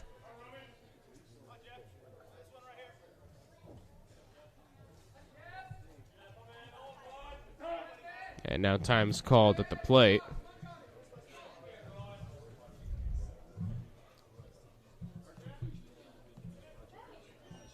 Top of the 6th from Vanden High. 8-3 Crawdads over the Solano Mudcats. 0-2 pitch on the way, up and away, snagged by McDonald.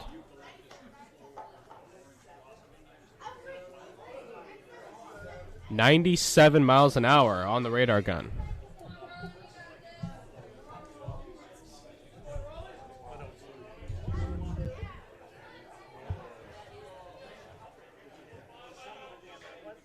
It's 1-2. Swinging a foul back to the screen.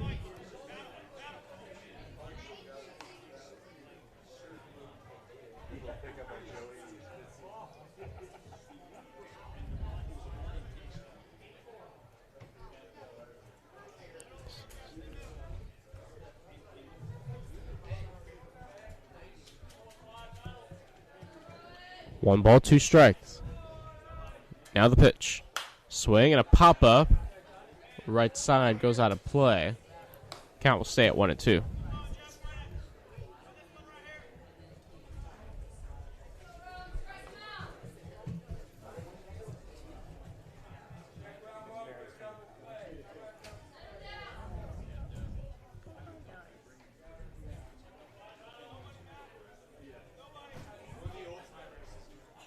And the pitch up and away.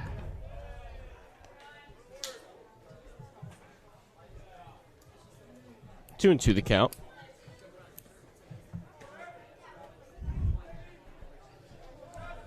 Runners on first and second, one out.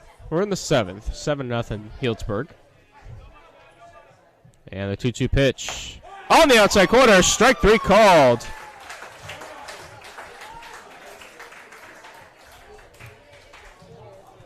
Fun Soccer gets the strikeout. Two are retired for Jake Sapien.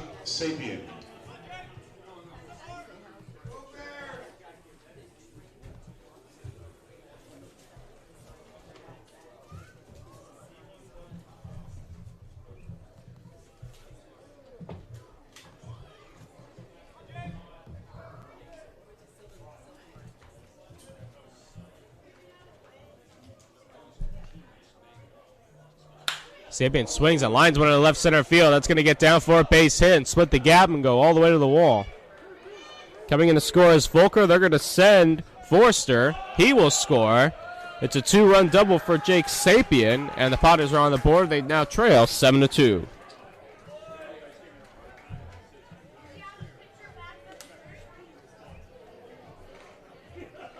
Better next from Johnson County Community College, left fielder number 34, Quinton Hall. Quinton Hall stands in. He's 0 for 3.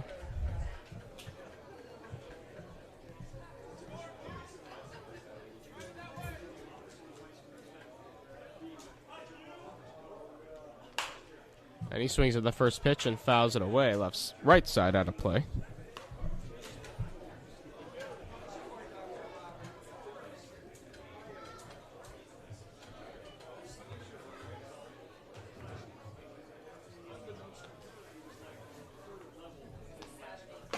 And a check swing, but it's called strike anyway. Count goes 0-2.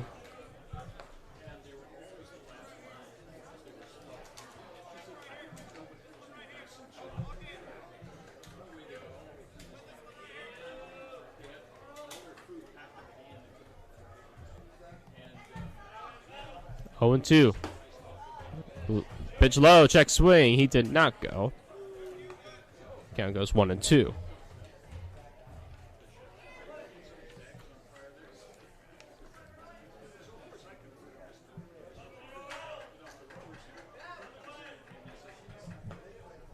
One-two pitch. Right there, strike three called. Hall down looking. Has a few words for the home plate umpire as he walks away, but the inning is over. Once again, it's a great time to ask. So for the Potters, 2 runs on 2 hits and 2 left. And at the end of 6.5 innings of play, time to stretch. 7-2, Healdsburg here on the Healdsburg Prune Packers Radio Network. Nigel Morgan here. They're trying to get him out at the risk of him getting a hit. 2-2. Morgan, base it up the middle. Gomez is going to be a waved around. The throw to the plate. Not in time, and the Brewers advance to the National League Championship Series.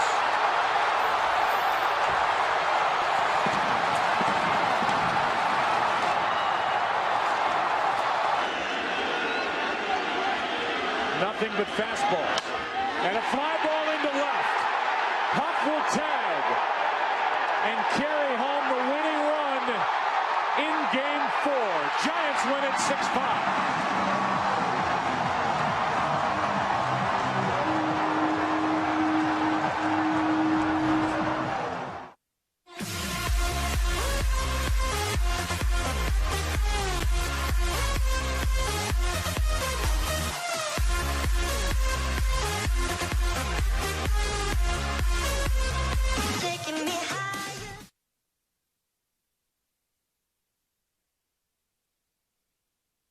Newcomb's third pitch is a curveball. Hendricks slams it for a long drive into the lower right field stands. And it's all over but the shouting. Rhodes cuts at the first pitch. And there goes the ball down the right field line. A home run into the seats, and the ball game's over. And he connects. Hank Bauer moves back, but the ball is out of reach. A home run. And a 7-5 Milwaukee victory. There's the drive at the deep left field. Look out now. That ball is going down. The big Yankee crowd some action. There's a hard drive into deep right, and forget about it. It is gone. The ball game's over.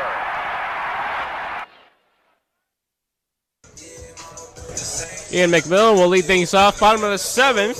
7-2 the Packers lead. Potters getting 2 runs home on the 2-run double by Jake Sapien.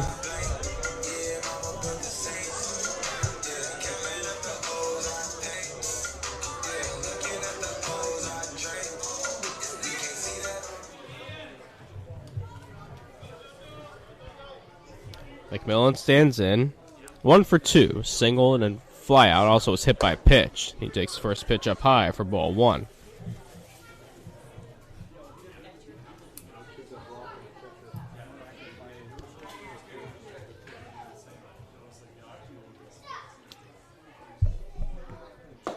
One to a pitch in there for a called strike. 1 ball and 1 strike.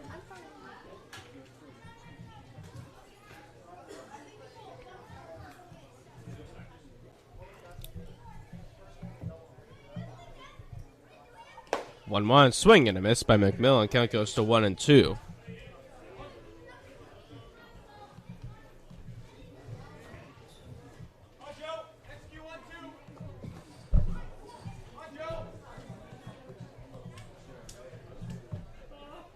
And the pitch, swing and a pop-up right side. It'll drift out of play, so we'll stay at 1-2.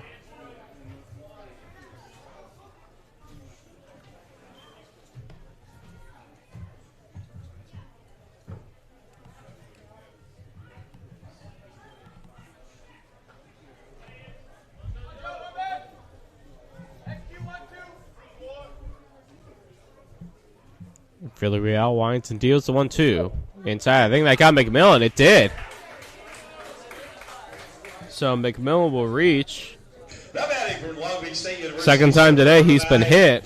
That'll bring up Jesse Lopez.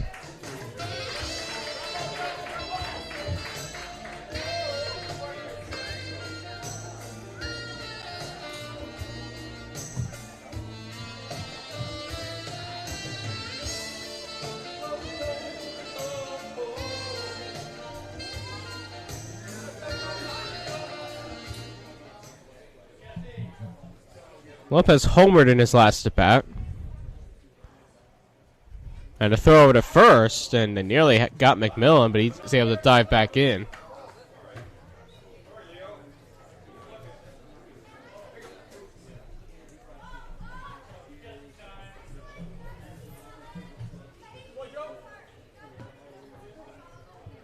Lopez singled and scored in the first, was hit by a pitch in the second, and ground into a 5-4-3 double play in the fourth.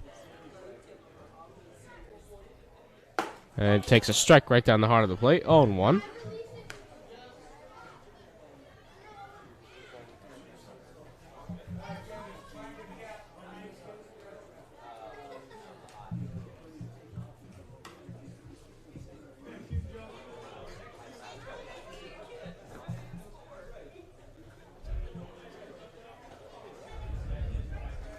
No balls and a strike. The pitch. Inside, goes all the way to the backstop. I think got a piece of the umpire. McMillan on his way to second. Count goes to 1-1, and now time will be called to give the umpire a breather.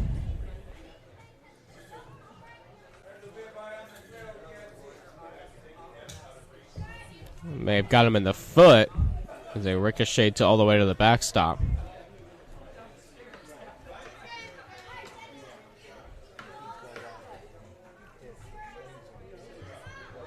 So 1 ball, 1 strike. McMillan on second.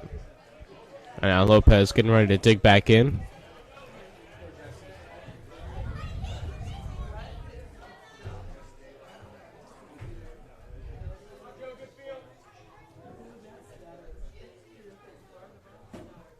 One pitch.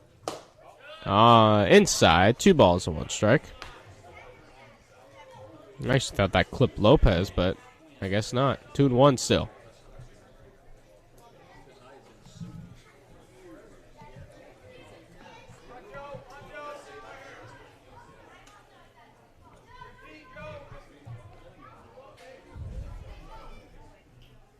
Two balls and a strike.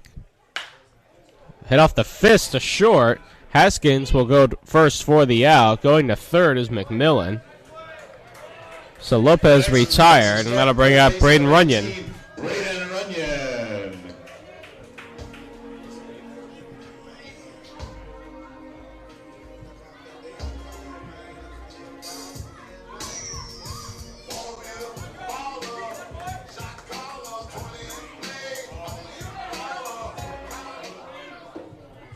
Runyon homered in the first, since then a line out hit by a pitch and a flyout.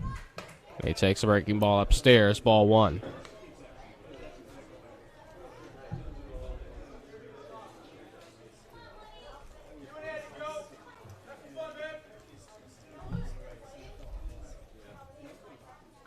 And Runyon takes same pitch, same spot, so it's 2-0.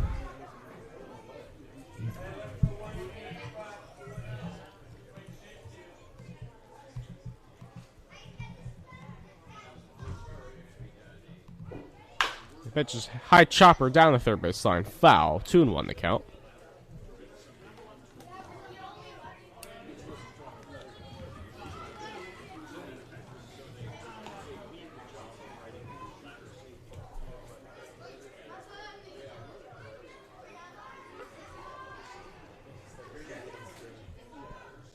$6 p.m. start time on Tuesday at Rec Park. Walnut Creek Crawdads come to town for the first time this season.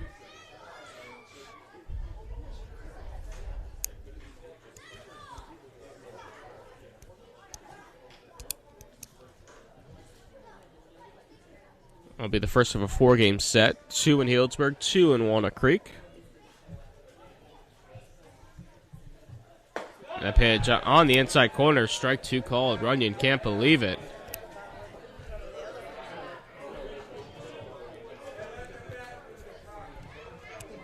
So Runyon steps back. And now steps back in. 2-2 the count. 1 out here in the 7th. And the pitch on the way inside. 3-2.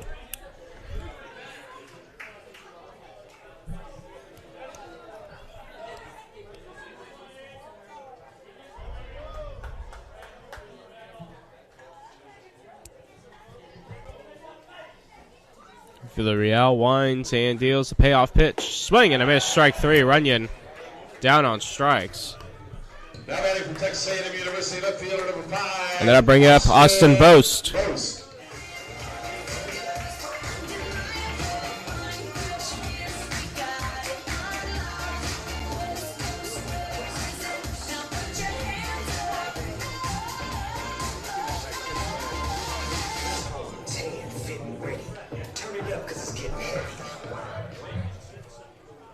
Boast singled and scored in the 6th. That was his last at bat. And he swings and misses, and a pitch gets all the way to the backstop. Here comes McMillan. The throw, not in time. He slides in safely.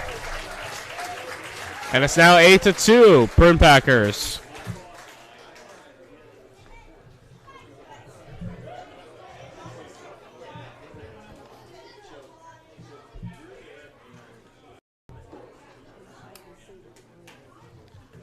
Now manager Ryan Stevens out of the dugout and on his way to the mound.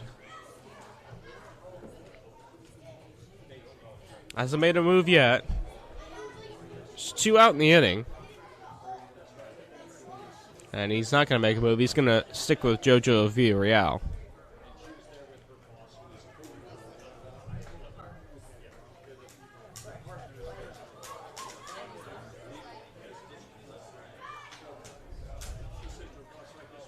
So he's back in the dugout. The count is 0-1 on Austin Boast.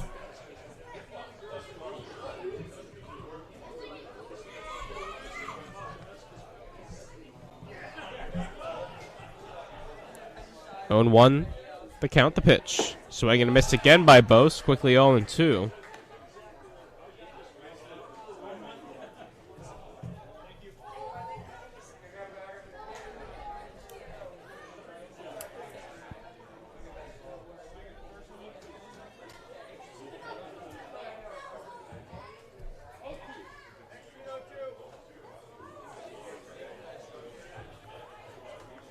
And the 0-2 pitch on the way. Swing and a miss, strike 3 on a pitch in the dirt.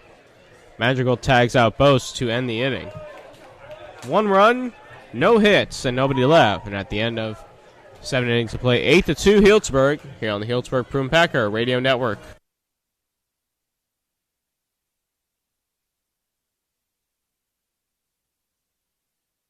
Newcomb's third pitch is a curveball. Hendricks slams it for a long drive into the lower right field stands. And it's all over but the shouting. Rhodes cuts at the first pitch. And there goes the ball down the right field line. A home run into the seats, and the ball game's over. And he connects. Hank Bauer moves back, but the ball is out of reach. A home run and a 7-5 Milwaukee victory. There's a drive at the deep left field. Look out now. That ball is going down. The big Yankee crowd roaring now for some action. There's a high drive. It's a deep right. And forget about it. It is gone. The ball game's over. There it goes, a long drive. If it stays fair, home run.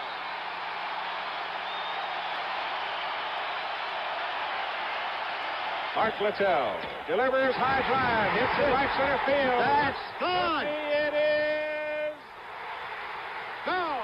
Chris Chambliss has won the American League pennant for the New York Yankees. Hit well. Back. Home run.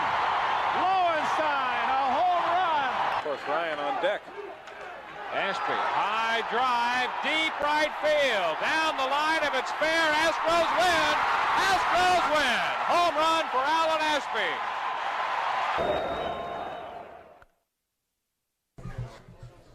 Drew Stahl will lead off the top of the 8th for the Potters. They trail 8-2. And he swings the first pitch and fouls it off of Blake McDonald's masks.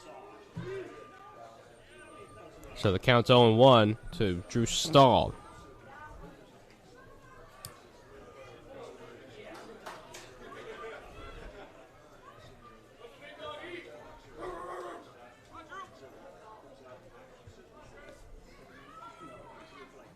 On 1 pitch. Upstairs.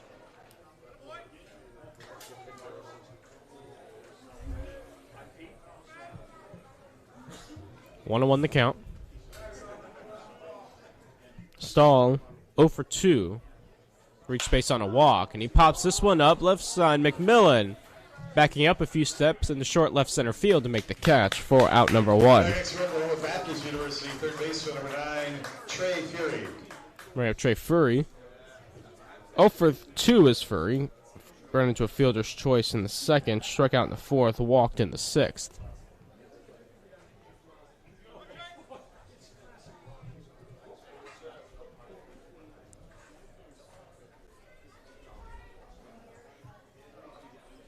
First pitch in there for a called strike, 0-1.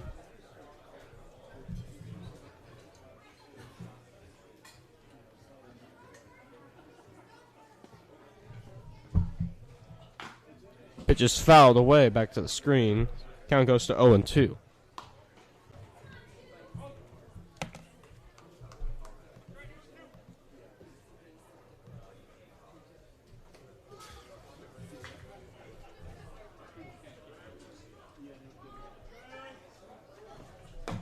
And the 0-2 pitch outside.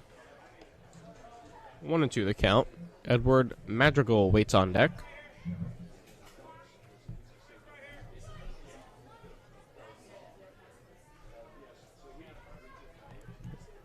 One-two pitch outside and goes all the way to the backstop off the glove of McDonald. So the count will even up at 2-2.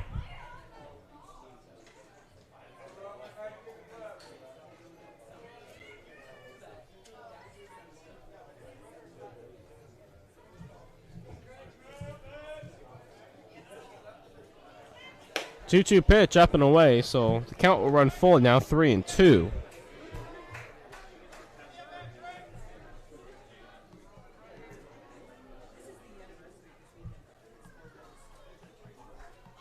And the pitch on the outside corner, strike 3 called. Furry down looking for out number 2. From St. Mary's College, catcher number 12. Furry said something to the home plate umpire.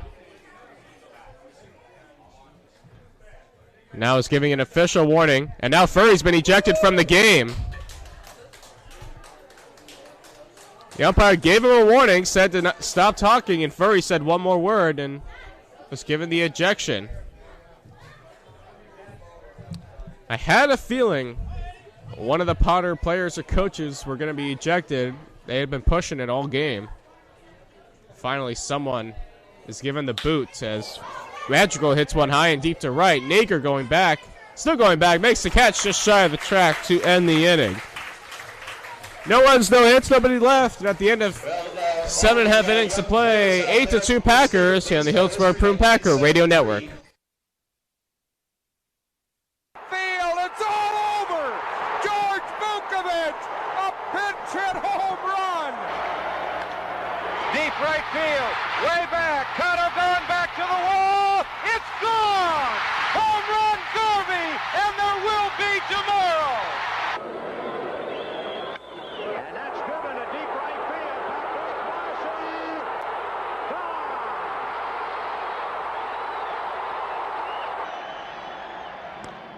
Hit to right. Bass going back. Going back. It's gone.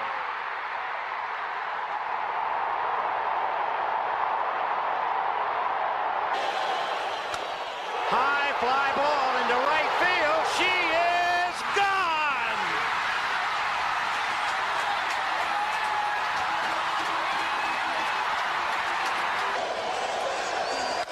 High drive up the alley in left center field, and this one is going to be gone. Home run, McGuire.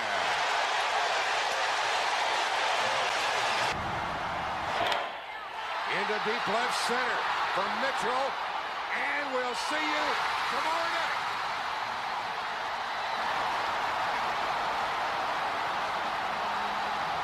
Now the 2-2. Well hit down the left field line. Way back and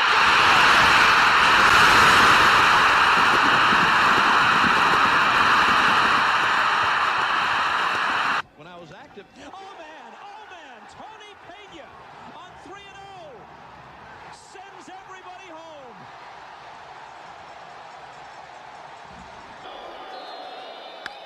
Fly ball, right field. Maybe. It could be. Back at the wall. Goodbye. Home run. The Yankees win. Jim Leyritz, a 2-run homer. And here's a drive to left. It's mighty high. It's mighty far. And good night.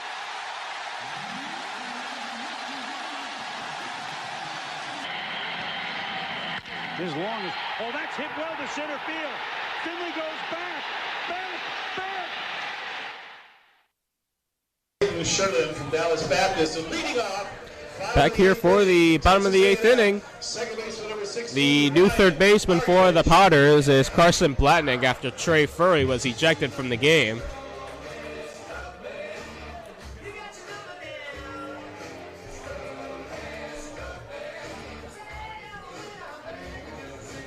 Once the Potters rally, Blatnick won't get in that bat in the 9th. And the new pitcher is Peyton Sherlin out of Dallas Baptist University, originally from Deer Park, Texas.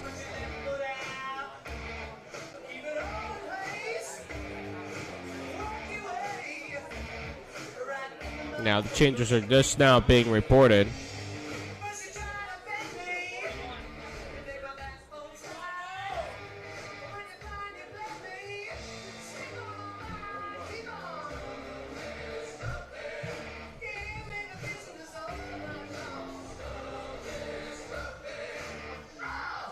Ryan Targets will lead it off. He's waiting for the home plate umpire to finish up the changes on his lineup card.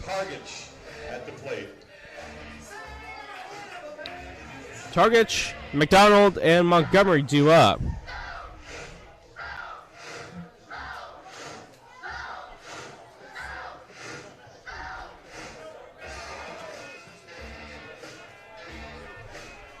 And now, looks like we're all ready to go. Sherlin, tall right-hander, ready to go for the Potters.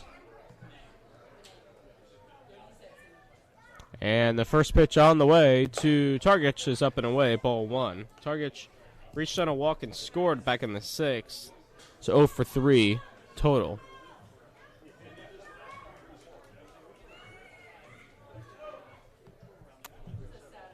And the pitch fouled back and got a piece of the home plate umpire in his mask. So count evens up at 1-1.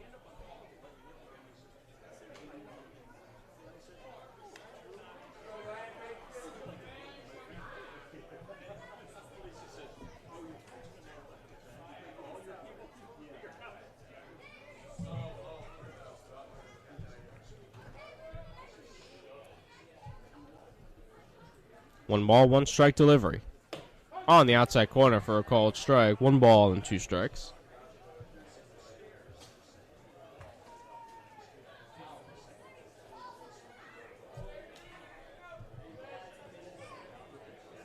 Eight to 2, Packers, bottom of the 8th. 1-2 pitch fouled back to the screen. We'll stay at 1-2.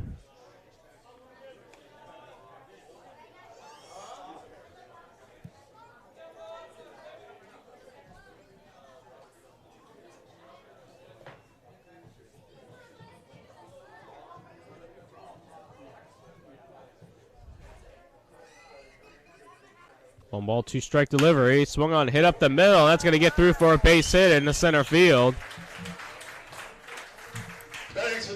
So Targich has his first hit of the afternoon, and that'll bring up Blake McDonald. He came in the 5th, walked and scored, and was hit by a pitch in the 6th.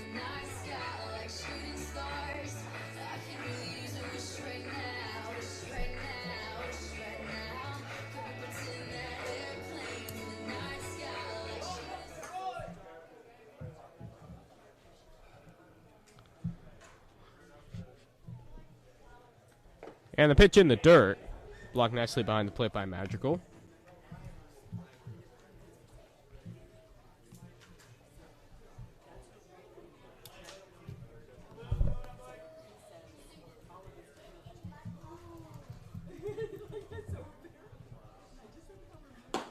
Pitch drifts outside. 2 balls and no strikes on McDonald. Logan Douglas has grabbed a bat. He's on deck. He'll hit for Torrin Montgomery.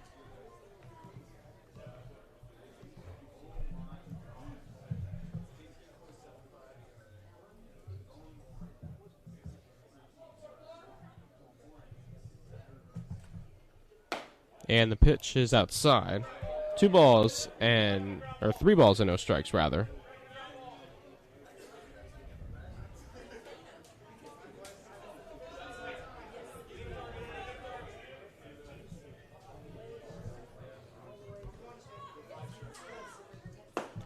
And there's a strike to McDonald. 3 balls and 1 strike.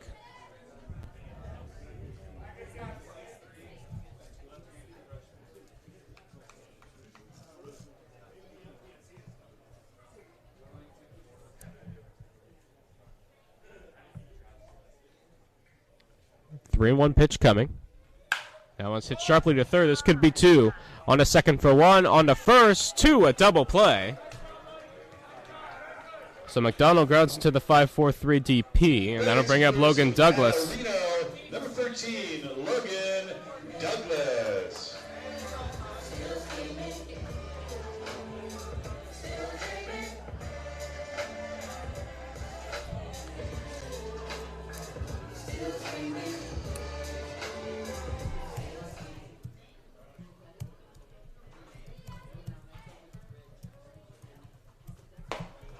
And the first pitch to Douglas in there for a called strike.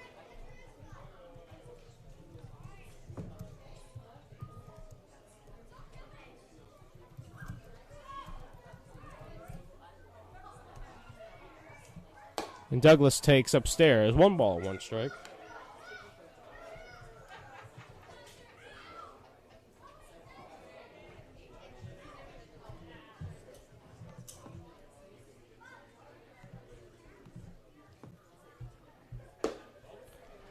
And the 1-1 drifts outside. 2 balls and 1 strike.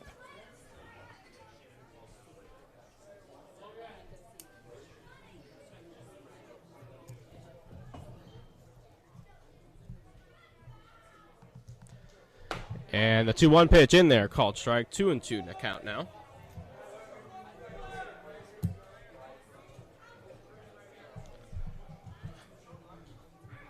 Kimball Schusler waits on deck.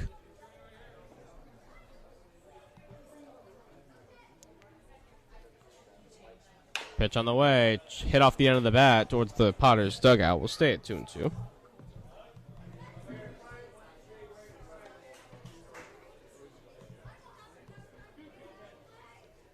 The Mudcats at one point trailed 8-3. They now lead it 11-8 in the top of the 7th.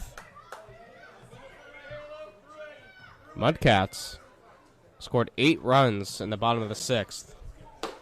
And a swing and a miss, strike 3. Douglas down on strikes to end the 8th. No runs. 1 hit, nobody left. And at the end of 8 innings of play, 8-2 Packers here on the Healdsburg Prune Packer Radio Network. A shot into center field.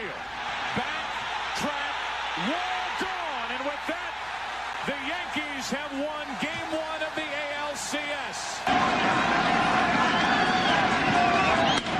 In the air to left. It's deep. It's very deep. It's 3-0 Yankees in the series.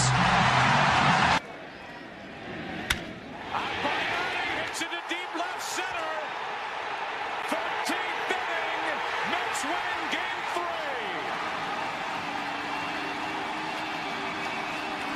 And Deal swung on, hit high in the air to deep right center field. Back goes Ichiro on the track at the wall. She's gone. Alfonso Soriano wins the game. Jeter hits it into right. Back at the wall. Game over. Yankees win and the series is tied. Call for a big fly.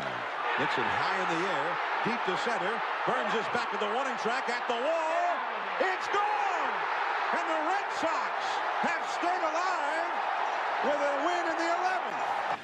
In the 8th inning, leading by 3 as Boone hits it to deep left. That might send the Yankees to the World Series. Boone, a hero in Game 7.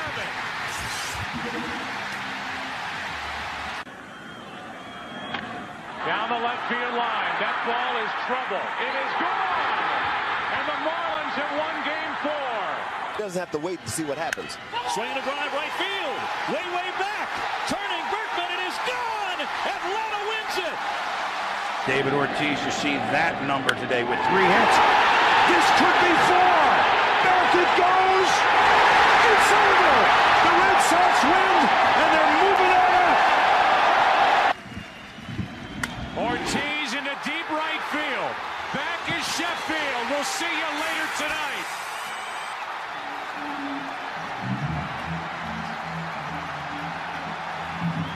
Kent waits. In the air. We go to St. Louis with Houston. Ball 1 to Trevor Haskins to start the top of the 9th. New pitcher is Morgan White for the Prune Packers. And he deals ball 2 in the dirt, 2-0.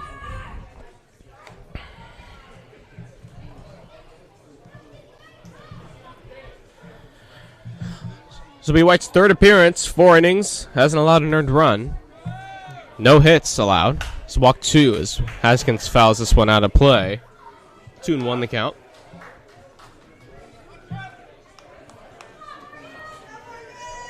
His last appearance came 11 days ago, where he pitched 2 scoreless innings, striking out 6. Struck out all 6 batters he faced as he gets the swing and a miss from Haskins here. 2-2. Now all 3 of his appearances this season have came against the Lincoln Potters. Looking to finish things off here this afternoon. Swing and a miss, strike 3. White gets a strikeout to start the 9th. 1 away. University right fielder number 14, Matt Volker.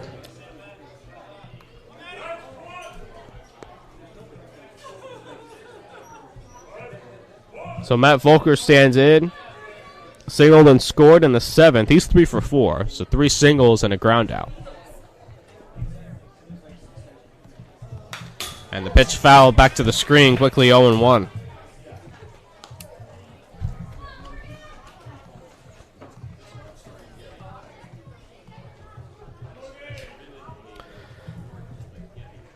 Potters will be at home on Tuesday as Volker takes ball 1 just upstairs, 1-1. Potters will be at home Tuesday night against the Solano Mudcats, 6:05 p.m. first pitch up in Lincoln.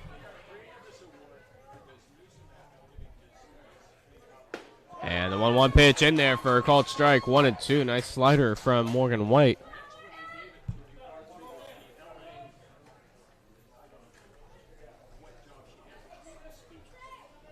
One-two pitch on the way. Swinging a high chopper up the middle. McMillan charging. Fields throws to first. In time. That's play from Ian McMillan at shortstop. 2 are gone in the 9th. And then I'll bring up Garrett Forster. First base owner 28, Garrett Forster.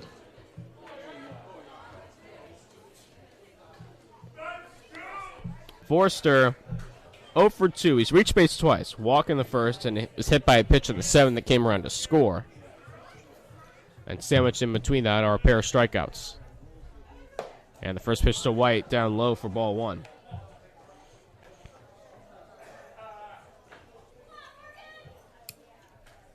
Packers an out away from their second win in a row. And the pitch low for ball 2, 2-0 on Forster.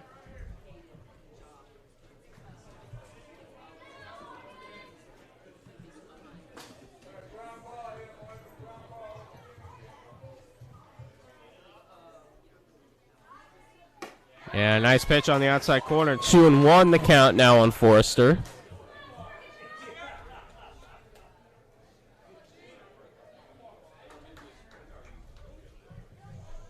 White winds and deals. Check swing. Did he go? Yes, he did, says the first base umpire.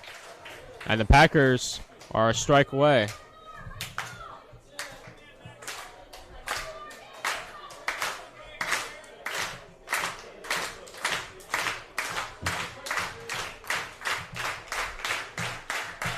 Two-2 pitch. Swinging a foul at the plate. He stays alive.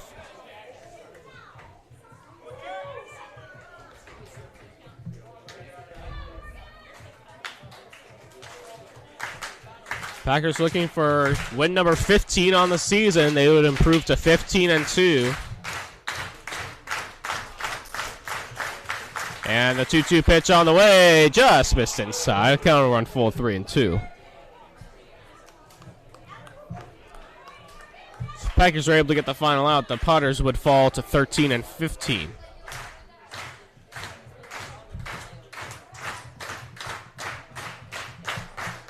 White winds and deals. Swinging a line drive into right center field. That's going to get down for a base hit. Lopez able to cut it off. Forrester will hold at first for a single. So the Potters stay alive from the single. And that'll bring up Jeffrey David. David 1 for 4. Pair of strikeouts, a flyout, and a single on his ledger to this point.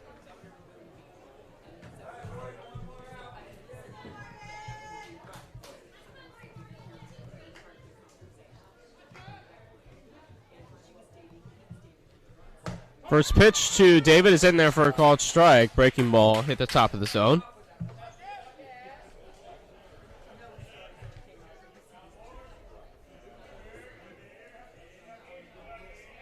White sets and deals in there for a called strike. And once again, the Potters are down to their final strike.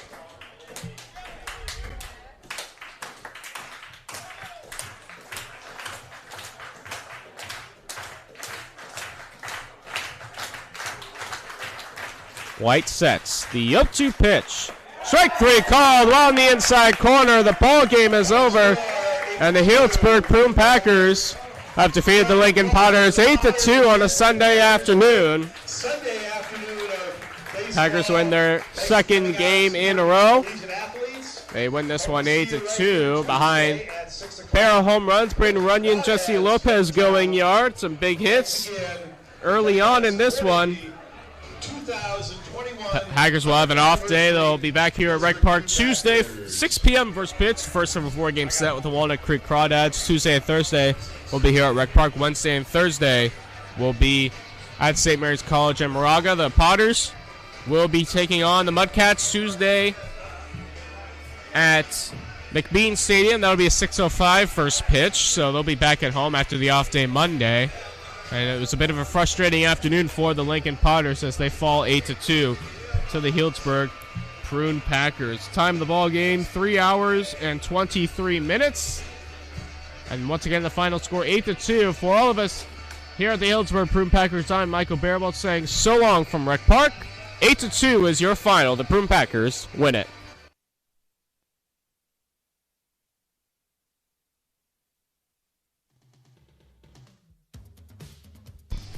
Ladies and gentlemen, that is it for today's ball game. We will see you again here at Rec Park on Tuesday, as Michael just said.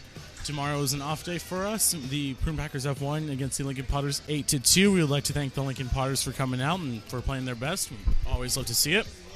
Congratulations to the Prune Packers, and as always, I hope you all have an amazing day. We'd like to thank our sponsors, our host families that house our players when they're here from wherever they may be, going to school in the Union, wherever that could be Washington, D.C., could be Florida, could be Maine, could be Texas. I don't know. I don't care. The point is, thank you to the host families and thank you to the interns that keep this place running.